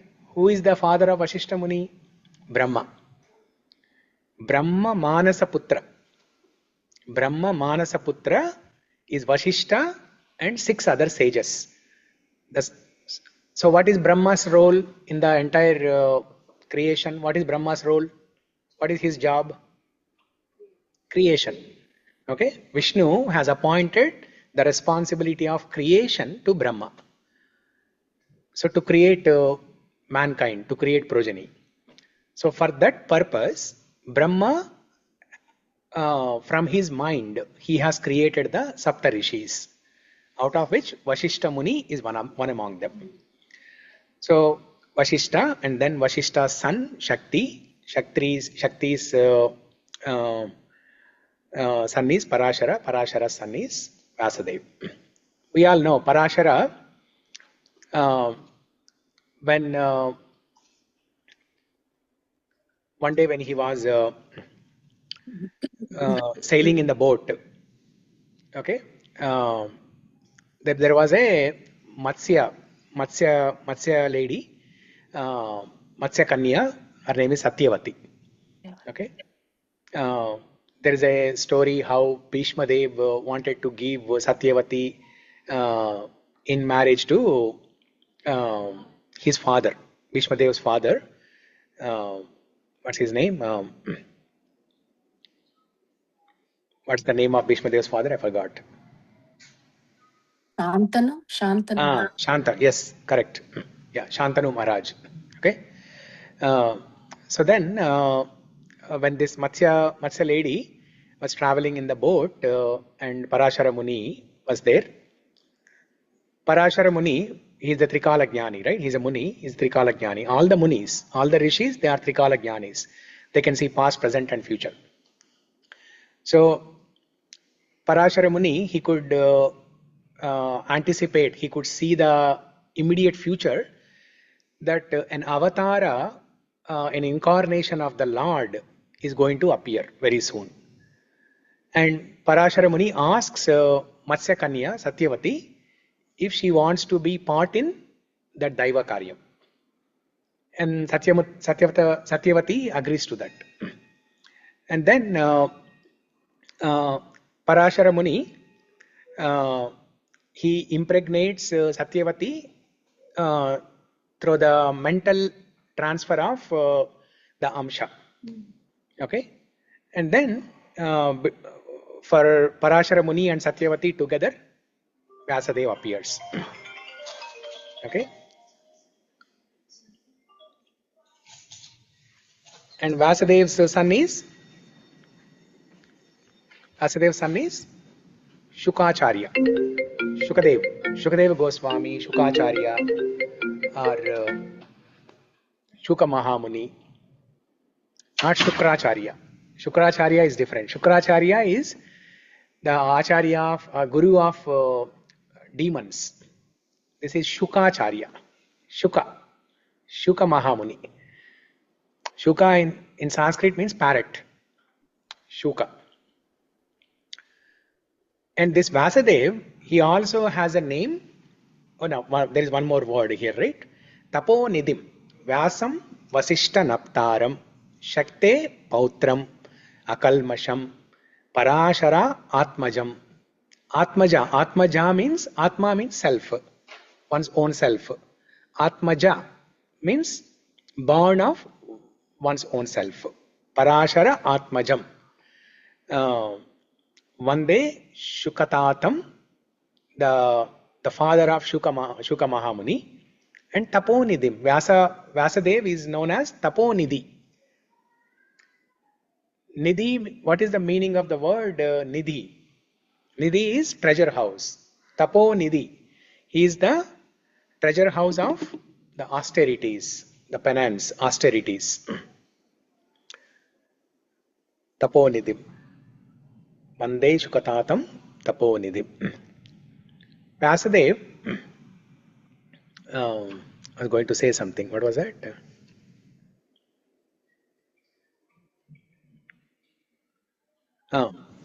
One of the names of Vyasadeva is Krishna Dvaipayana Vyasadeva. Krishna Dvaipayana Vyasadeva. First of all, let's try to understand this word Vyasadeva. Okay, what's the meaning of the word Vyasa? In Sanskrit, Vyāsaṁ means to divide. Vyāsaṁ means to divide. So what did he divide? He divided one Veda into 4 Vedas. Initially, there was only Yajurvedam. There was only Yajurvedam. It's one big voluminous, work. One big voluminous Vedam that emanated from the body of Mahavishnu. Vedas emanated from Mahavishnu only. So, Vyasadeva thought it is very difficult for people to understand this one book, Yajurvedam. So, in order to make it simple, he divided that one Veda, Yajurvedam, into 4 Vedas, known as Yajurveda, Samaveda, Atharvana Veda, Rigveda. Okay, 4 Vedas. So that is the meaning of the word Vyāsaṁ. Vyasa means to divide.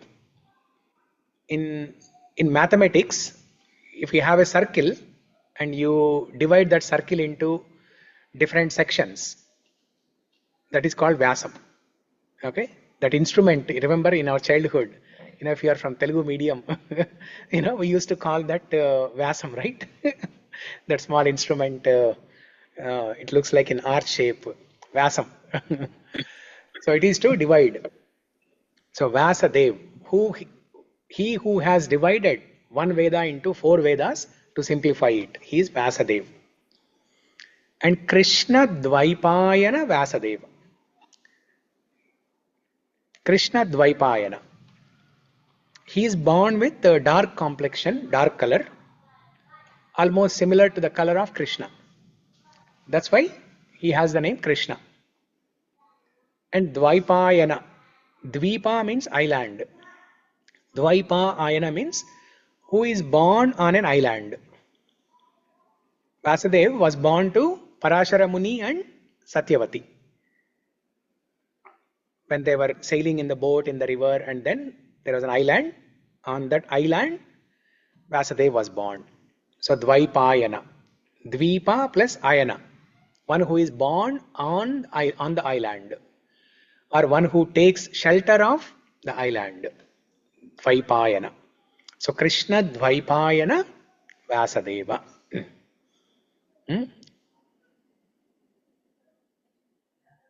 Yeah. So is this clear to everybody? I see only few voices from online. Yes, Prabhuji. Never realized in these 2 lines total hierarchy is there. I mean, yes. Entire lineage, starting from all the way from Brahma. Yeah. And who is Brahma, by the way? Creator. Son of Mahavishnu. Mahavishnu. Son of Mahavishnu. Or somebody said grandson. Sri Lakshmi turned off the video. I think Sri Lakshmi only said. No, Prabhuji. I didn't unmute actually. So Brahma is the son of Mahavishnu. So we have the entire hierarchy starting from Brahma to Vyasadeva and to Shuka Mahamuni. Okay, entire lineage. So Mahavishnu, Brahma, Vasiṣṭha, Shakti, Parashara, Vyasadeva, Sukacharya. Okay, this is the entire lineage. Now next time when you recite this shloka, all these things should come to your mind and should be very relaxed. Okay, you should be peaceful. Oh, everybody is chanting this so fast, so quickly, so efficiently. I don't know the meaning of it. You should not feel like that. You should feel proud that okay, I know the meaning now. I can recite better. Vyāsaṁ Vasiṣṭha-Naptāraṁ Shakte Pautram Parasharatmajam Vande Shukatatam Taponidim.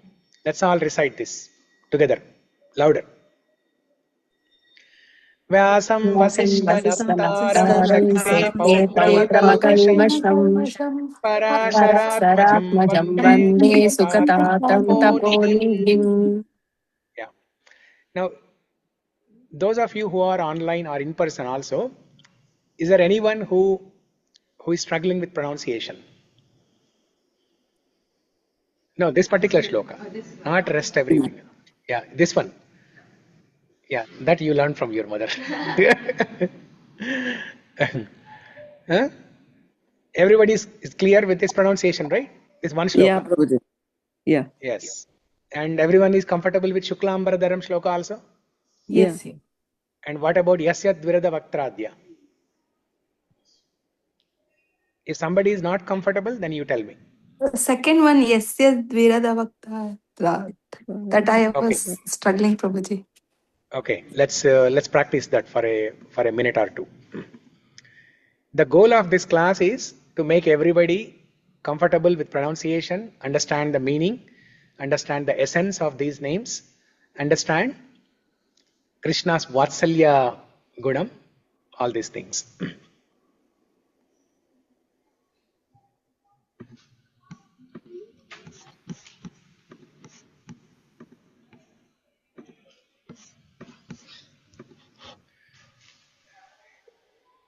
Okay, so you all repeat after me. Yasya Dvirada Vaktradhya Yasya Dvirada Dvirada Vakta, Parishadhya Parashatam Parishadhya Parashatam, Vignam Nignanti Satatam Vignam Nigni Nignanti Satatam, Satatam Vishwaksenam Tamashraye. Vishwasenam Namaste. Okay, so now Dhanareka. Can you recite this shloka? Which one? Second one, Prabhuji? Second one, yes. Isya dvirada vaktradya parishadya parasyatam vignam nignanti satatam vishwaksenam tamasraye. Very good. Okay, now Sarita. हरे कृष्ण यस्य द्विरदवक्त्राद्याः पारिषद्याः परश्यतं विघ्नं निघ्नन्ति सततं विश्वक्सेनं तमाश्रये.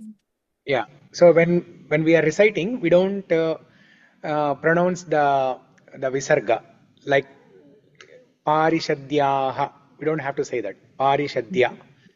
Okay. If you are saying that word alone, then you have to say parishadyaha.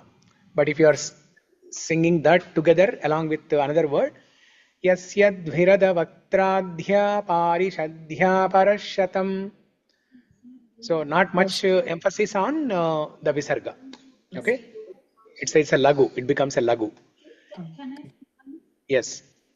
Yasya dvirada vakradyam parishadyam paransatam. We cannot say that. No. Yasya dvirada vaktradhya parishadhya parashatam vignam nignanti satatam vishwaksenam tamashraye. Okay, Kalpana garu. Yasya Dvirada Vaktradhya Parishadhya Parasyatam Vignam Nignanti Satatam Viswaksenam Tamasraye. Yeah, Shamla.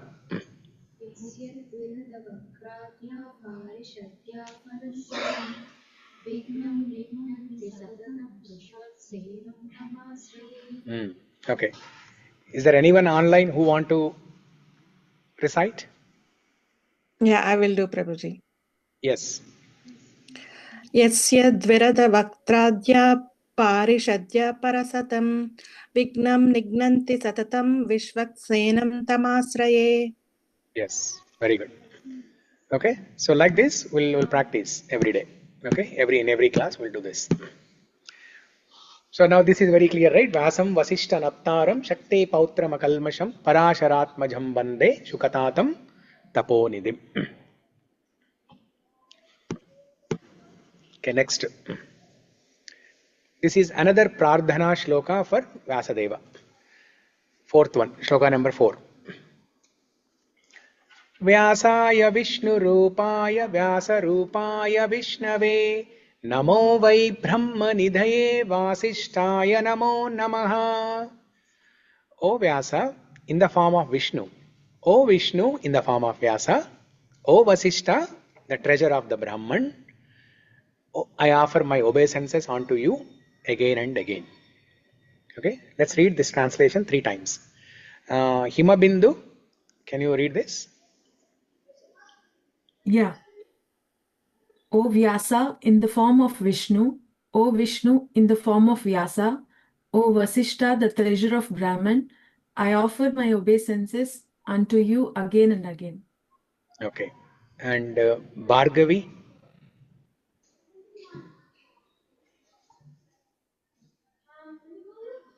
Yes, Prabhu. Yeah, can you read this? Yeah. Oh, Vishnu, O Vyasa in the form of Vishnu, O Vishnu in the form of Vyasa, Vaishyata, Vasishtha. Vasishtha, the treasury of the Brahma, I offer my obeisances unto you again and again. Yeah, very good. Yeah. So it's a Prardhana Shloka. It's a Prardhana Shloka to Vyasadeva. So what is, so who is saying this, by the way? Vaishampayana. Yeah. So, Vyāsāya Viṣṇu-Rūpāya. That means salutations to Namaskaram, Pranam to that Vyasa. Can you please rehearse? Vishnu. Pranam to that Vyasadev, who is the form of Vishnu. Vyasadev is an avatara of Vishnu. That is mentioned in Bhagavatam. In the Pradhama Skanda, Tritiya Adhyaya, there are 26 incarnations of the Lord that are described.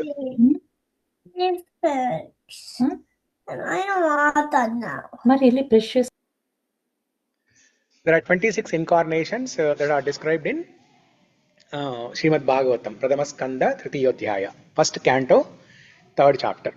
Out of that, along with Matsya, Kurma, Varaha, Vamana, Parashurama, Narsimha, Krishna, Rama, Vyasadeva is also one of the 26 avatars.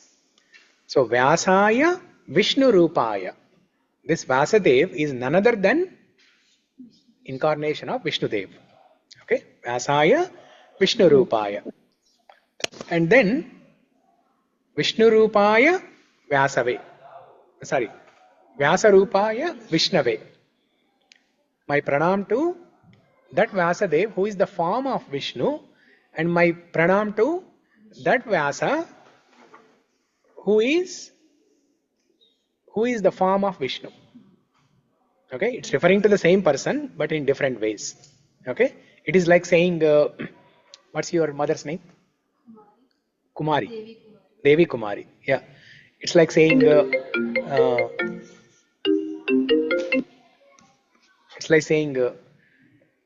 Namaskar to Kirtana, who is the daughter of Devi Kumari. Another way of saying that is Namaskar to Devi Kumari, who is the mother of Kirtana. Okay, so like that. Vyāsāya Viṣṇu-Rūpāya, Vyāsarūpāya Vishnave. So it's like giving emphasis there.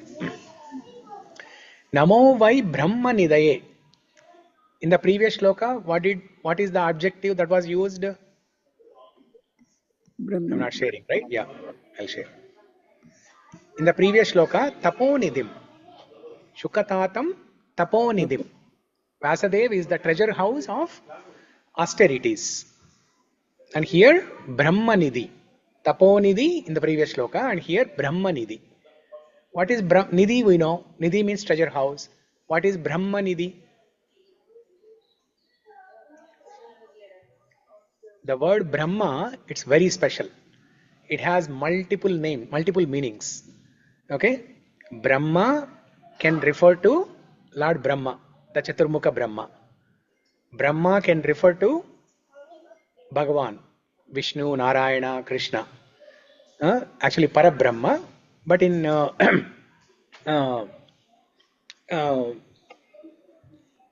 In some certain context, just the word Brahma itself indicates Bhagavan. And Brahma can also indicate to all of us, the Jivatmas, the trees, animals, everything is Brahma. Because Brahma created everything, that's the reason. No, there is an amsha of Brahma. There's an amsha of that Parabrahma in everybody. That's why everyone is known as Brahma. Aham Brahmosmi. You might have heard this word, right? Aham Brahmosmi. That means I am Brahma. I am Brahma. Another meaning of the word Brahma is Vedas. Vedas, the 4 Vedas. Okay? Not only just 4 Vedas, but Vedas, Puranas, Vedangas, everything.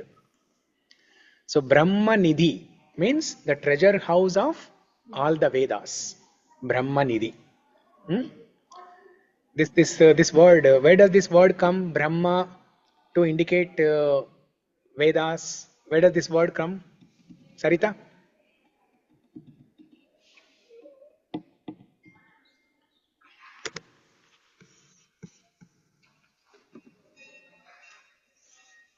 బ్రహ్మ అనే word వేదాలు అని చెప్పడానికి ఎక్కడ వస్తుంది? Sacrifice related. Third chapter లో. Bhagavad Gita Bhagavad Gita third chapter. Krishna says అన్నాద్ భవంతి భూతాని పర్జన్యాద్ అన్న సంభవః. And then what's the next shloka? Annad bhavanti bhutani parjanyat anna sambhavah.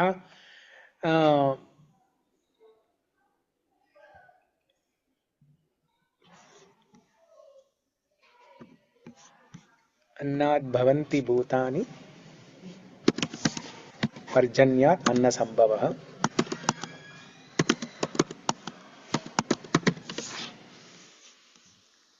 3.14. अन्नाद् भवन्ति भूतानि पर्जन्याद् अन्न संभवः यज्ञाद् भवति पर्जन्यो यज्ञकर्मा समुद्भवः कर्म ब्रह्मोद्भवं विद्धि ब्रह्माक्षर समुद्भवम् तस्मात् सर्वगतं ब्रह्म नित्यं यज्ञे प्रतिष्ठितम्. I'll show the shloka here. This is Bhagavad Gita, 3rd chapter, 14th shloka. Krishna says, Annad bhavanti bhutani. All the living, all the jivas, they subsist on food grains. Annad bhavanti bhutani. Or it is also correct to say that the jivas come from food grains. Okay? When a man eats the food grains, the energy in the food grains is emanated in the form of jivas. Parjanyad anna sambhavaha. Parjanya means cloud. So how are the grains formed? The grains are formed by the clouds. When the clouds rain, then it produces grains. Okay? And parjanyad anna sambhavaha. And how are the clouds formed? Clouds are formed through the yajna. When you perform yajna, homam, then the clouds are formed and then the rains will come. Yajnat bhavati parjanyo. But how are yajnas performed? Performance of prescribed duties. If you perform your karma, if you perform your duties according to Vedas, that itself is yajna. That itself is yajna. Yajna karma samudbhavaha. Yajna comes from karma. Anna comes from bhutani. Bhuta comes from anna, and anna comes from parjanya, and parjanya comes from yajna. Yajna comes from karma. Now, where does karma come from, or where is karma defined? Where are the details of karma? Activities are performed or prescribed? That is Brahma. Karma brahmodbhavam viddhi. Forget about this word viddhi. Karma brahmodbhavam. Udbhavam means coming out, producing, generating, taking birth. Karma brahmodbhavam. Karma is coming from Brahma. What is the meaning of Brahma here? Not Lord Brahma. Vedas. The karma is mentioned in the Vedas. So everybody's the karma will be written in Vedas. That's what it means. Karma means not this fate. Karma means what to do, what not to do. What is the duty of Brahmana, Kshatriya, Vaishya, Shudra? Okay?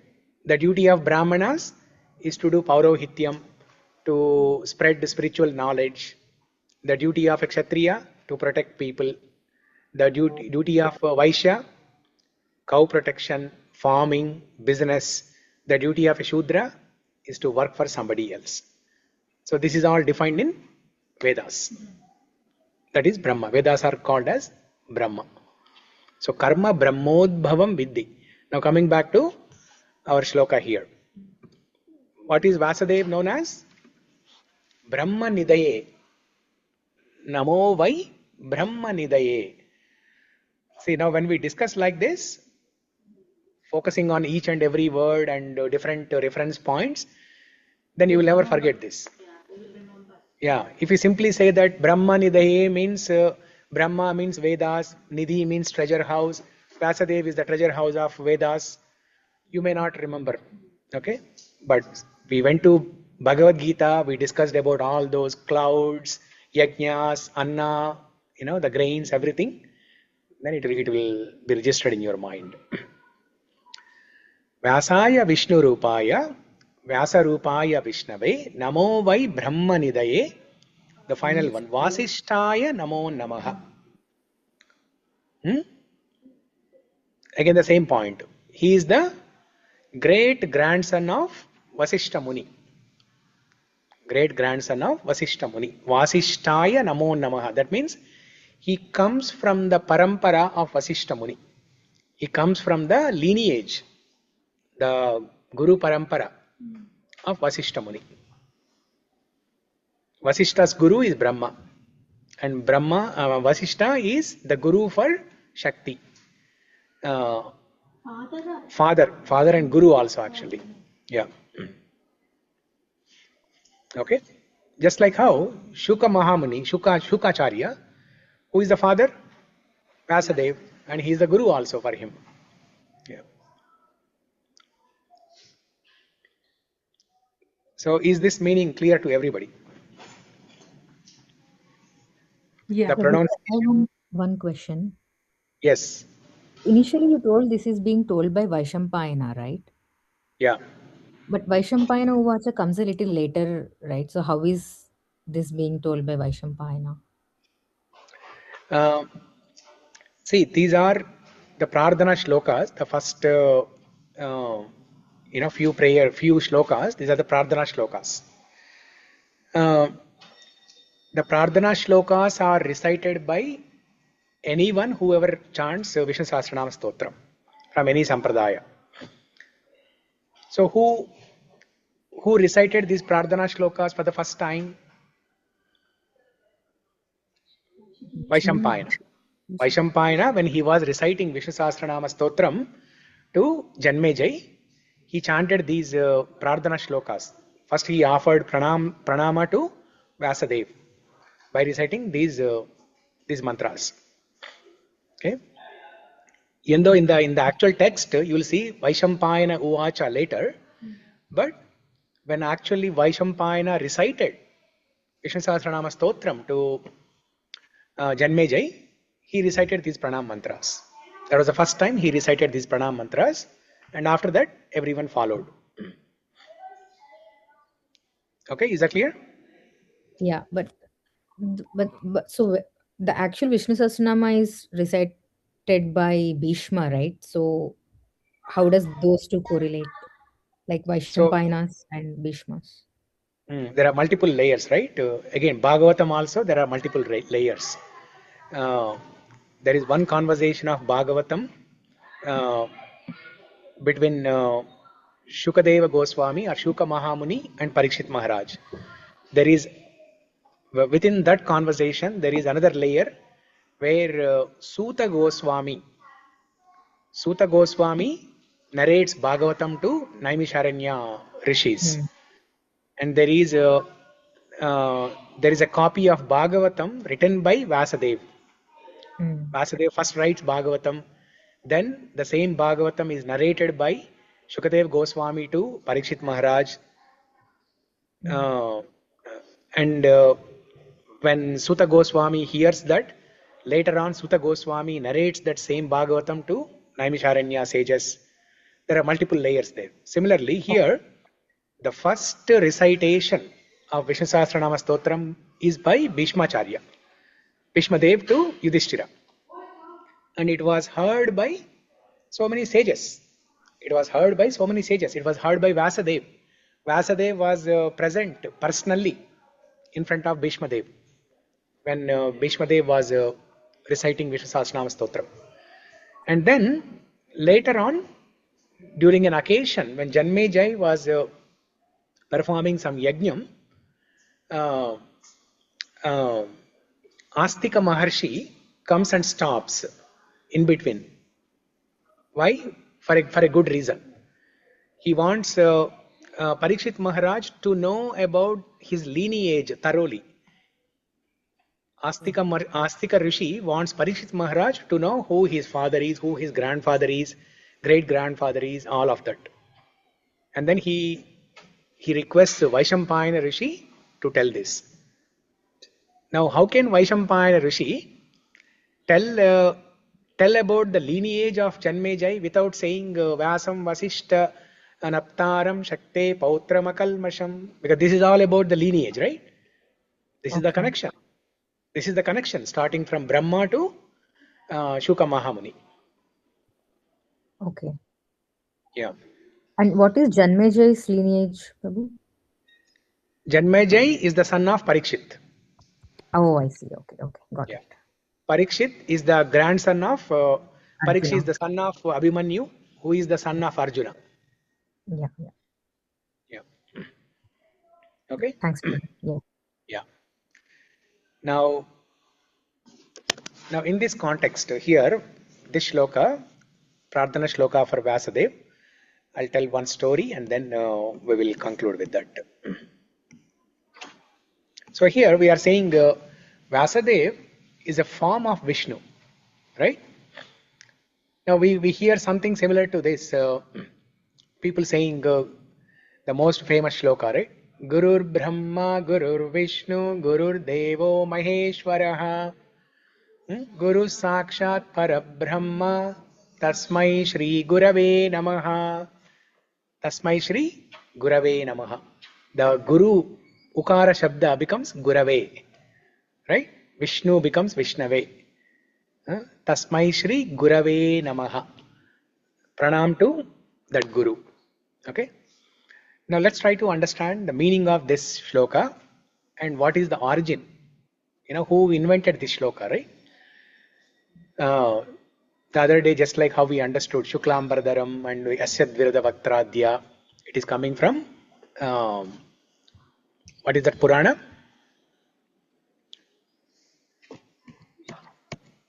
Asyad Virada Vaktradya. Which Purana was this from? Skanda Purana. Okay, here is the shloka on the screen. So similarly, let's try to understand. We all heard this shloka, right? Gurur Brahma, Gurur Vishnu, Gurur Devo Maheshwaraha. We seem to know that, we think that we know the meaning of this shloka thoroughly, but there are some details that we don't know, and we don't know the origin of this story, the source of this shloka, the origin or source of this shloka. So once, actually before I tell this shloka and this story, I just want to talk to some new people. Sureka, are you joining for the first time or were you there in the last class?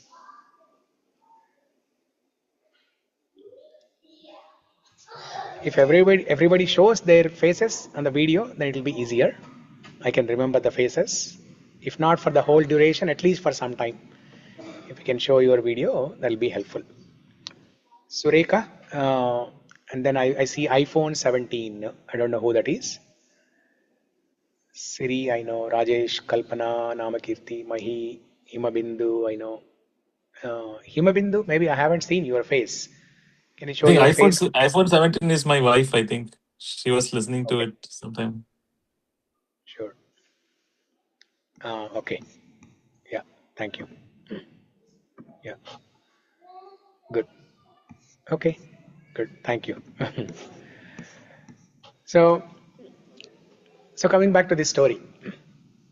Once upon a time, long time ago, Ekada, there was a guru in an ashrama, and a lot of disciples were learning, were doing Vyāsaṁ from him. They were learning spiritual knowledge from him. And as soon as the course is finished, the disciples were leaving the ashram to go back to their home or to go back to the society to spread this knowledge. But there was one disciple who continued staying for long time. Because whatever he learned, he wanted to hear that again and again, repeatedly. And he wanted to learn advanced courses. Okay. He was doing a long-term course, not short-term course, but long-term course. MSET long-term course. And then one day, this guru told him that this guru felt that the Shishya has been staying there for a long time and he has already learnt all the skills. Now it is time for him to go back home. So he calls his mother, the guru calls his mother and tells that, oh Mata, your son has done double degree, double masters, double PhD. He has become a Pandit now. He is very learned. Now it is time for him to go home. So please come to the ashram to take him to the home. Then the mother comes. And then the guru calls the Shishya and tells the same thing. That I'm very happy, very pleased with your Vyāsaṁ. Now it is time for you to go home, to go to the society and spread this knowledge. But the Shishya says, no, I don't want to go home. I don't want to go. The children, are you hearing this, Amanvita? There is a student who doesn't want to come home from school. We often hear the complaint from children that they don't want to go to school. But here is an example of a student who doesn't want to leave the school and he doesn't want to come home. So then the guru is surprised, the mother is also surprised. Why? And the guru asks, why you don't want to go home? Then the Shishya says that, no, actually before that something happens. Before all this, before the guru calls the mother, what happens was one time the guru goes on a pilgrimage, Tirtha Yatra. So he was away from the ashrama for 1 week or 10 days. During that time, the guru gives the responsibility of taking care of the ashram to this Shishya. And the Shishya takes care of the ashrama very nicely. When the guru comes back from pilgrimage, he is very pleased seeing the service done by the Shishya. And now this is the time when Guru calls the mother to take the Shishya back home.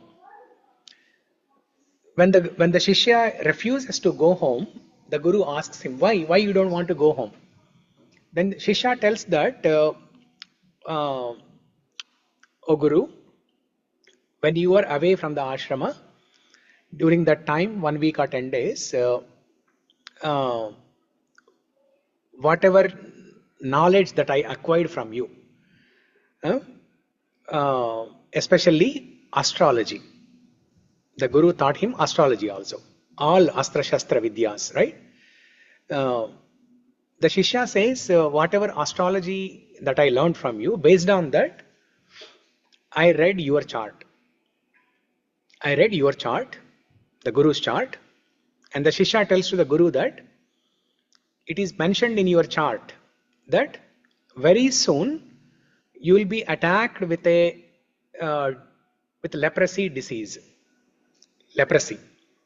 With leprosy disease. You all know leprosy, right? No? Okay. Kushtu Vyadi.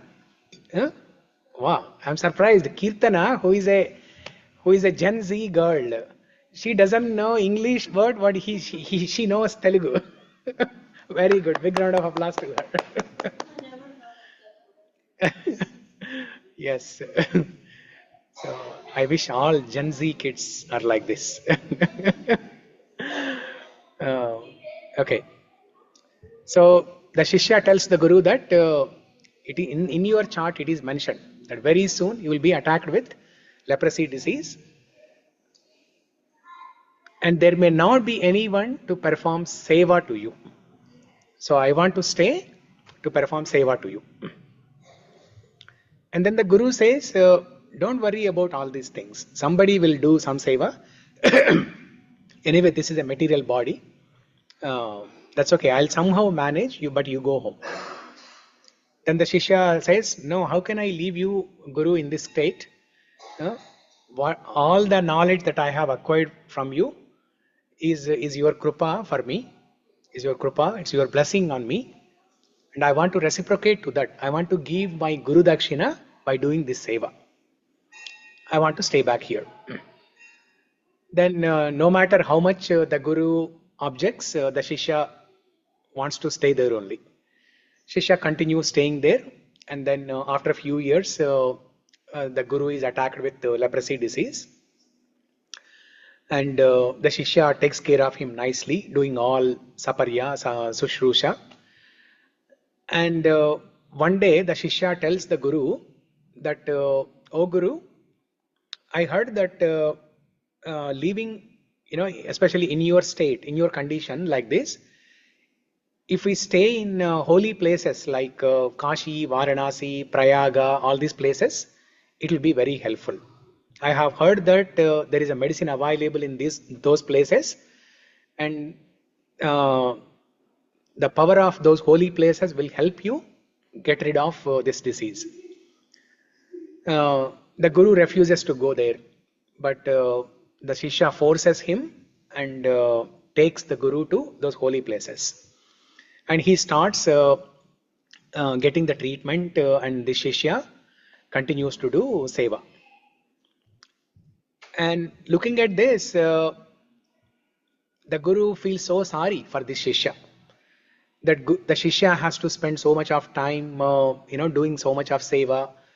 He has done enough of seva. He had an intention to do some seva, but it's been so many years. Now he's staying like this only, sacrificing his life.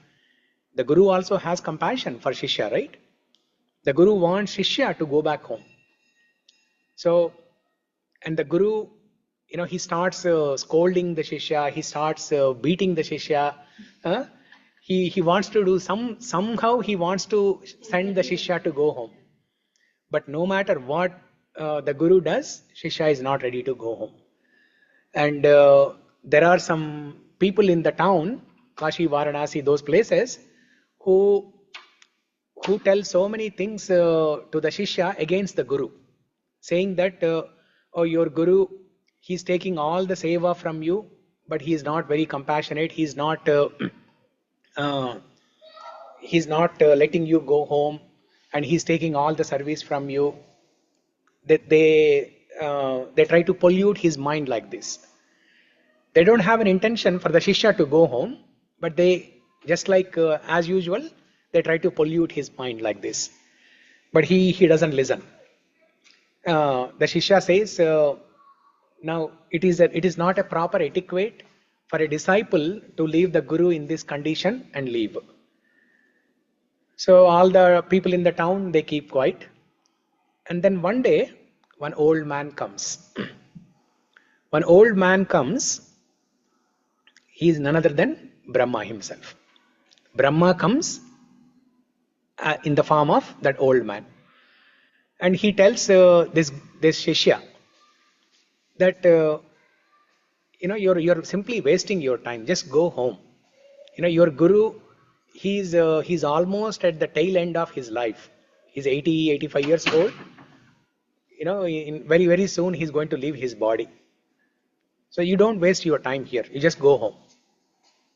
Then the Shishya tells to this old man, He doesn't know that he is Brahma, right? He tells to the old man saying that,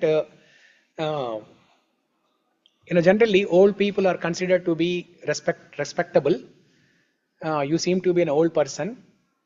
You seem to be worthy of respect.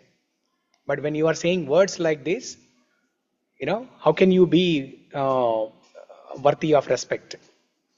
You are asking me to leave a guru in this condition. So how can you be an elderly person, an old man who is worthy of worship, worthy of respect? So I don't appreciate this.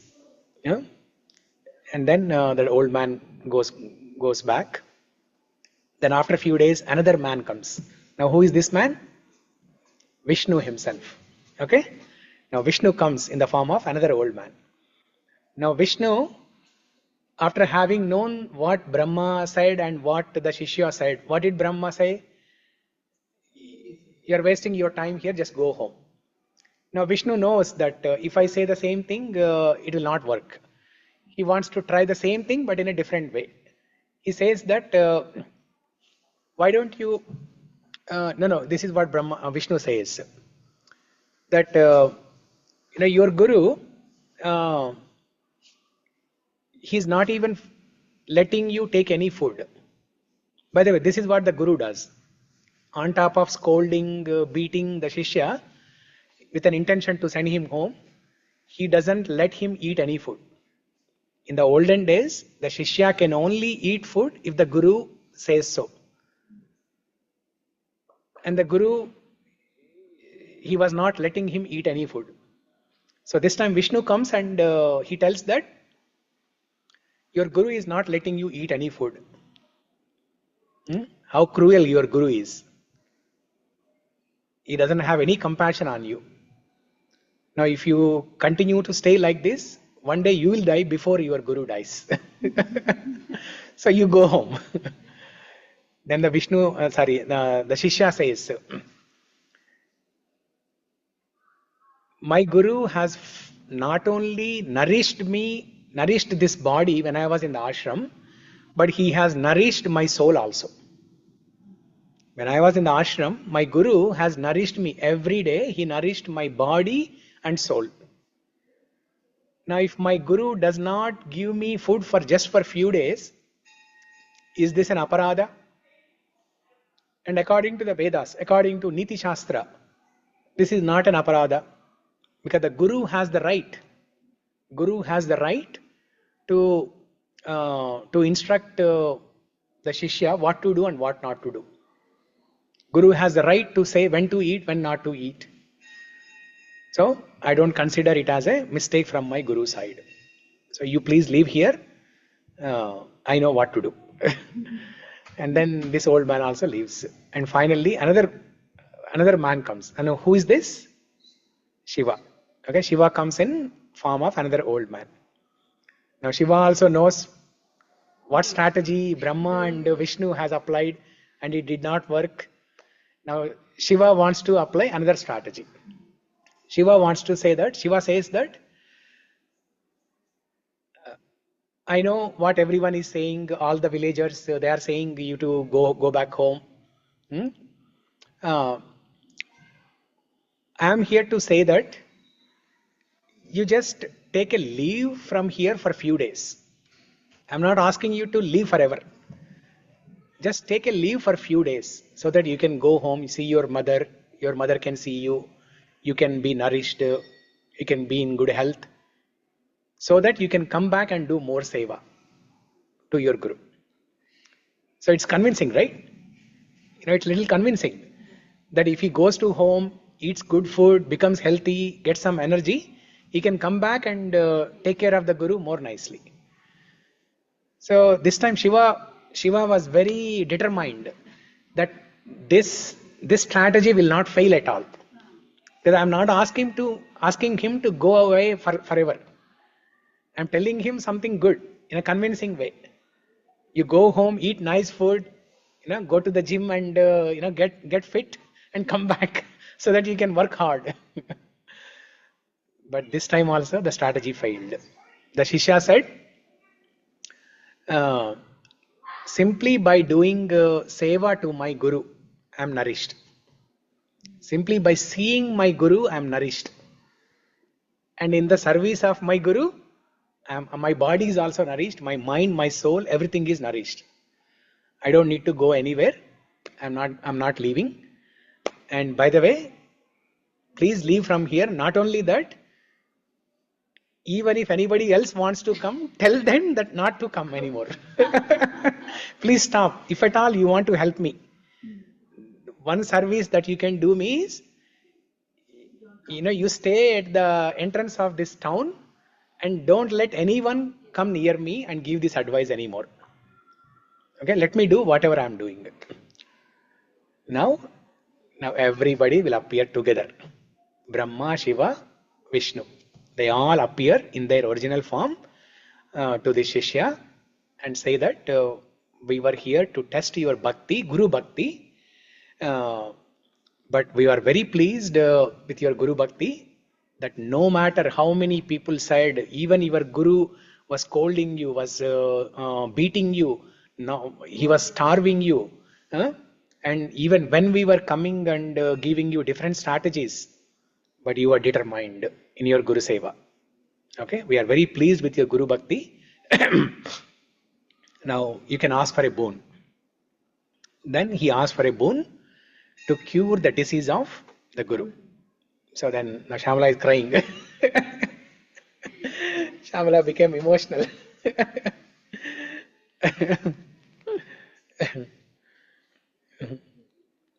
Yeah. So beautiful story, right? Yeah. It tells the importance of Guru Bhakti. It tells the importance of gratitude to the Guru. It tells the importance of Guru Bhakti, because only through Guru we can see God.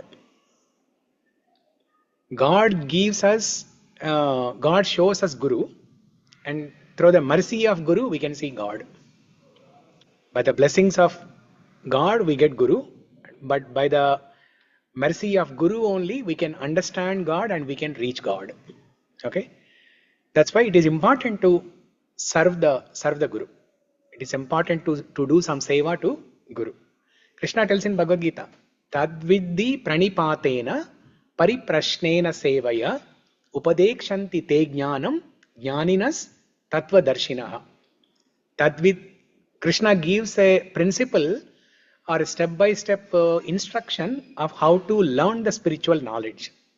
Krishna tells, Tadvidhi pranipatena. Pranipata means the first thing that a disciple has to do is pranama. Pranipat means offer pranama to Guru. And then after that, seva. We have to do some seva to the Guru. And then pariprashna. Then you have to inquire and the Guru will reveal the knowledge. So it's a 3-step approach. Pranama, seva and prashna. Pranama, seva and prashna. Tadvidhi pranipatena pariprashnena sevaya. And this is what this Shishya is doing in the story here. He was doing Guru Bhakti. Now, when Brahma, Shiva and Vishnu, when they ask for a boon, the Shishya asks them to cure the disease of the Guru. And then Brahma, Shiva, Vishnu again ask him, now do you want to go home? He says, even if I go home, for who I do have to go home? I have to go home to see my mother, my father. But he is my mother, he is my father. Tvameva mata, tvameva pita. What is that shloka? Tvameva bandhu, dravidam saka tvameva, tvameva bandhu, dravidam tvadeva, kayena vacha manasendriyerva, buddhyatmanava, prakrute svabhavat. Karomi yadyat sakalam parasmai, naranayeti samarpayami. Okay? You are my father, you are my Guru. And he says, on top of saying that you are this Guru is my mother and my father, not only that, but he is Brahma, he is Vishnu, he is Maheshwara. So this is where the shloka came. Guru Brahma, Guru Vishnu, Guru Devo, Maheshwara. That means this Guru who is in front of me, he is Sakshat Brahma. He is Sakshat Vishnu. He is Sakshat Ishvara, Shiva. Not only that, he is also Sakshat Parabrahma. Now who is this Parabrahma here?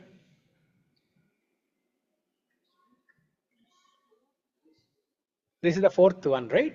In that shloka, the popular shloka, Gurur Brahma, Gurur Vishnu, Gurur Devo Maheshwaraha. Guru Sakshat Parabrahma. Tasmai Sri Gurave Namaha. So who is that Guru Sakshat Parabrahma? Bhagavan. Huh? Bhagavan. Lord Krishna. Krishna. Guru Sakshat Parabrahma. That Parabrahma is Krishna. So this Shishya is saying, you are my Brahma, you are my Shiva, you are my Vishnu. Not only that, this Guru is the source of all three of you. This Guru is the source of all three of you who are standing in front of me. He is my mother, he is my father, he is my Brahma, he is my Vishnu, he is my Shiva. Not only that, he is the source of all these people. That is Krishna, Parabrahma, Krishna Bhagavan. So that is another example, another proof that Krishna is the cause of Vishnu. Oftentimes there is a confusion, right? Is Vishnu the source of Krishna or Krishna the source of Vishnu? So Krishna is the source of Vishnu. Krishna is Devadi Deva, Bhagavan, from whom Vishnu appears. Bhagavatam tells, Ete chamsa kala pumsaha Krishnastu Bhagavan Swayam Indrari Vyakulam Lokam Mrugayanti Yuge Yuge. Krishnastu Swayam Bhagavan. Krishnastu Swayam Bhagavan. Krishna is that Swayam Bhagavan from whom Vishnu, Brahma, Shiva, everybody comes. Okay? So by saying this, he pleases not only Brahma, Vishnu, Shiva, but he also pleases Krishna also, that Shishya. Okay? Is Vishnu one avataram of Krishna Prabhuji? Correct. Yeah, Vishnu is an avatar of Krishna.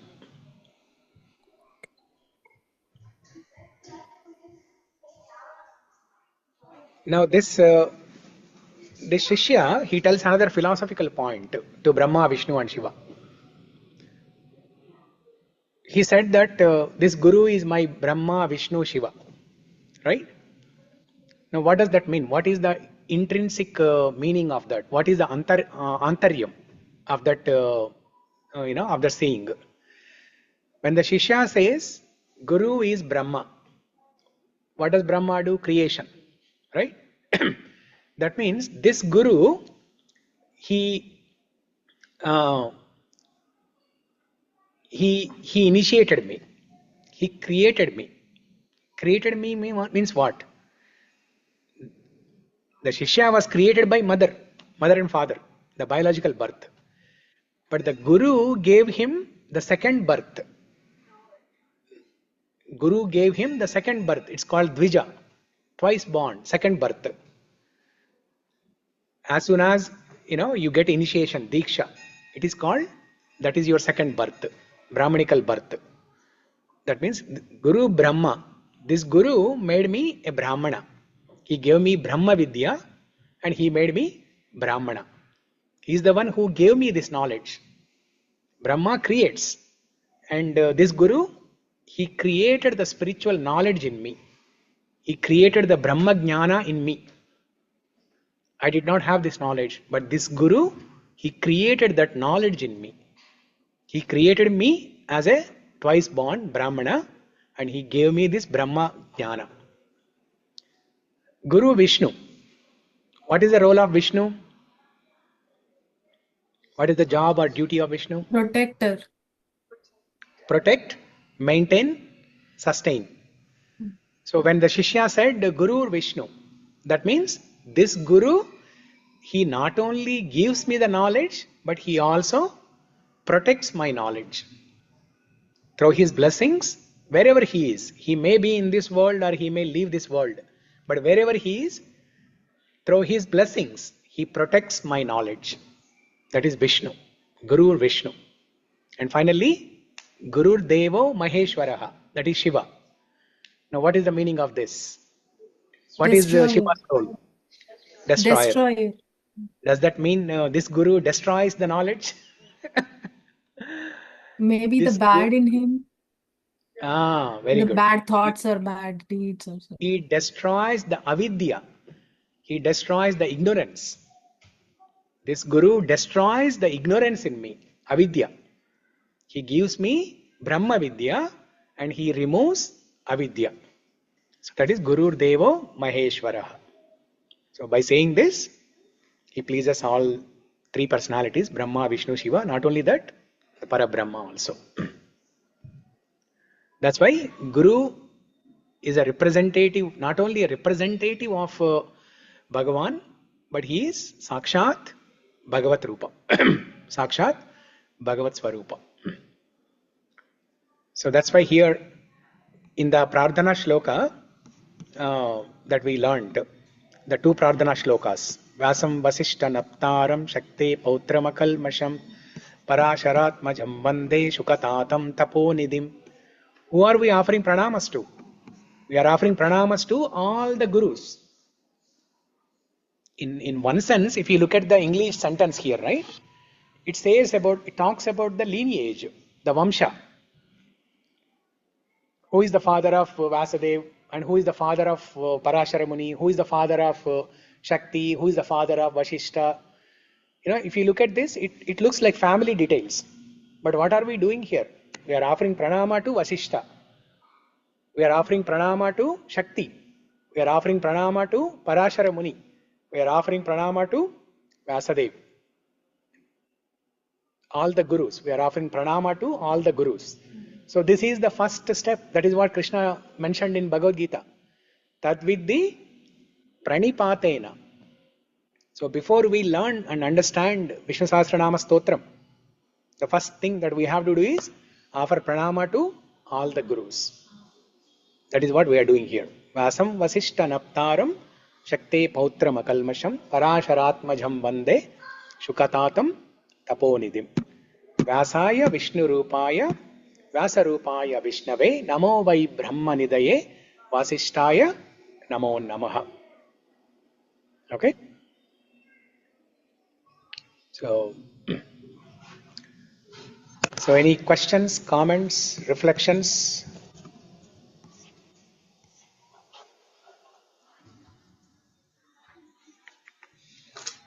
I want people to speak. Only then I will know whether you are relishing it, you're understanding it, or is it boring, are you sleeping?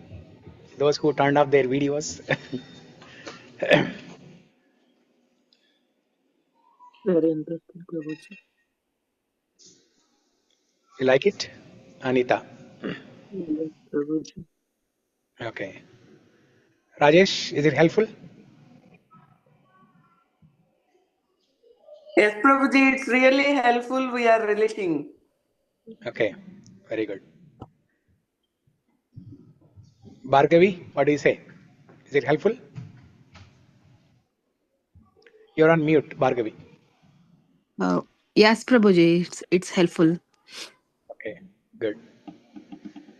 Yeah, it's very meaningful, Prabhuji. Like we read the slokams, but we don't know the meaning of it. So by learning the meaning of each and every word, so then we can remember more, and then when we are reciting also, we can connect to what it means and everything. Yes. And also, Prabhuji, one question about Guru. So is the Guru is like only like when we study, or the teachers are the only Gurus, or like in the life also who teaches like good things, for example, you or our parents or anyone who make us to go in a good path, those are all considered as Gurus? Yes, they are all considered as gurus. In fact, I gave a class on this topic about different gurus in our life. So I will share that link in this group. There's a YouTube recording. I shared it. I discussed that Teachers' Day. In the evening. Teachers' Day, correct. Yeah.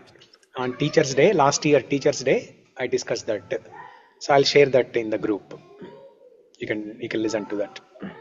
Okay, Yes, Prabhuji. but Thank short answer is yes. These are all your gurus. If you have a mentor in your life, if you have a well-wisher, if you have an advisor, your parents, if your elder brothers, if your elder sisters, your husband is also a guru. The most important thing. Not wife, Prabhu. Sometimes we learn few things from kids too. Sometimes we learn few things from kids too. Yeah, but kids we cannot call them as gurus. Samanvita, are you guru to your mother? No, right? You're always shishya. May you always remain a shishya to your mother. Sometimes they'll be more mature than us. Yeah. Some context. Yes. We can take inspiration from that. We can learn, definitely. But they're always treated as our shishya. The children are always the shishya of the parents. Yeah. So even if you take the classic guru shishya in an ashram, let's take a classic example of guru and shishya. The same guru and shishya. We discussed the story, right? The guru did not know about his own chart. The shishya came to know about it. So in other words, the shishya is more knowledgeable than guru. Now can we call shishya as guru of the guru? No. Yeah.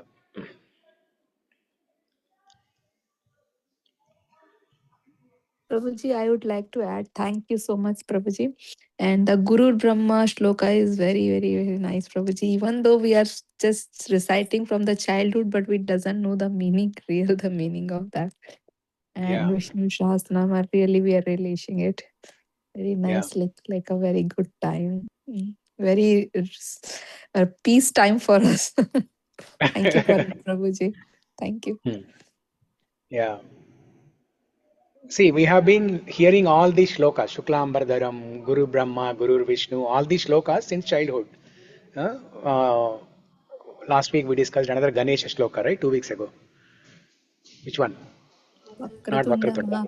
Not Vakratunda. Agajanana Padmark. Agajanana. We have been hearing all these shlokas, but without proper understanding. Now we have a responsibility to learn and understand the meaning for 2 reasons. One is to relish, okay? To relish the shlokas, to relish this recitation. That is first purpose. Second purpose is, now you have a bigger responsibility to educate your children. So you have to educate your children in a proper way. So for that reason, we need to learn this knowledge. So, okay. Okay, is that good for today? It's already 12:17. I don't think we'll do Vishnu Sahasranama Parayanam today. We'll conclude here. Okay. Thank you everyone for joining. Okay. Hare Krishna. See you all. Thank you. Hare Krishna, Prabhuji. Hare Krishna. Krishna. Hare Krishna, Prabhuji. Thank you. Hare Krishna. Thank you. Krishna.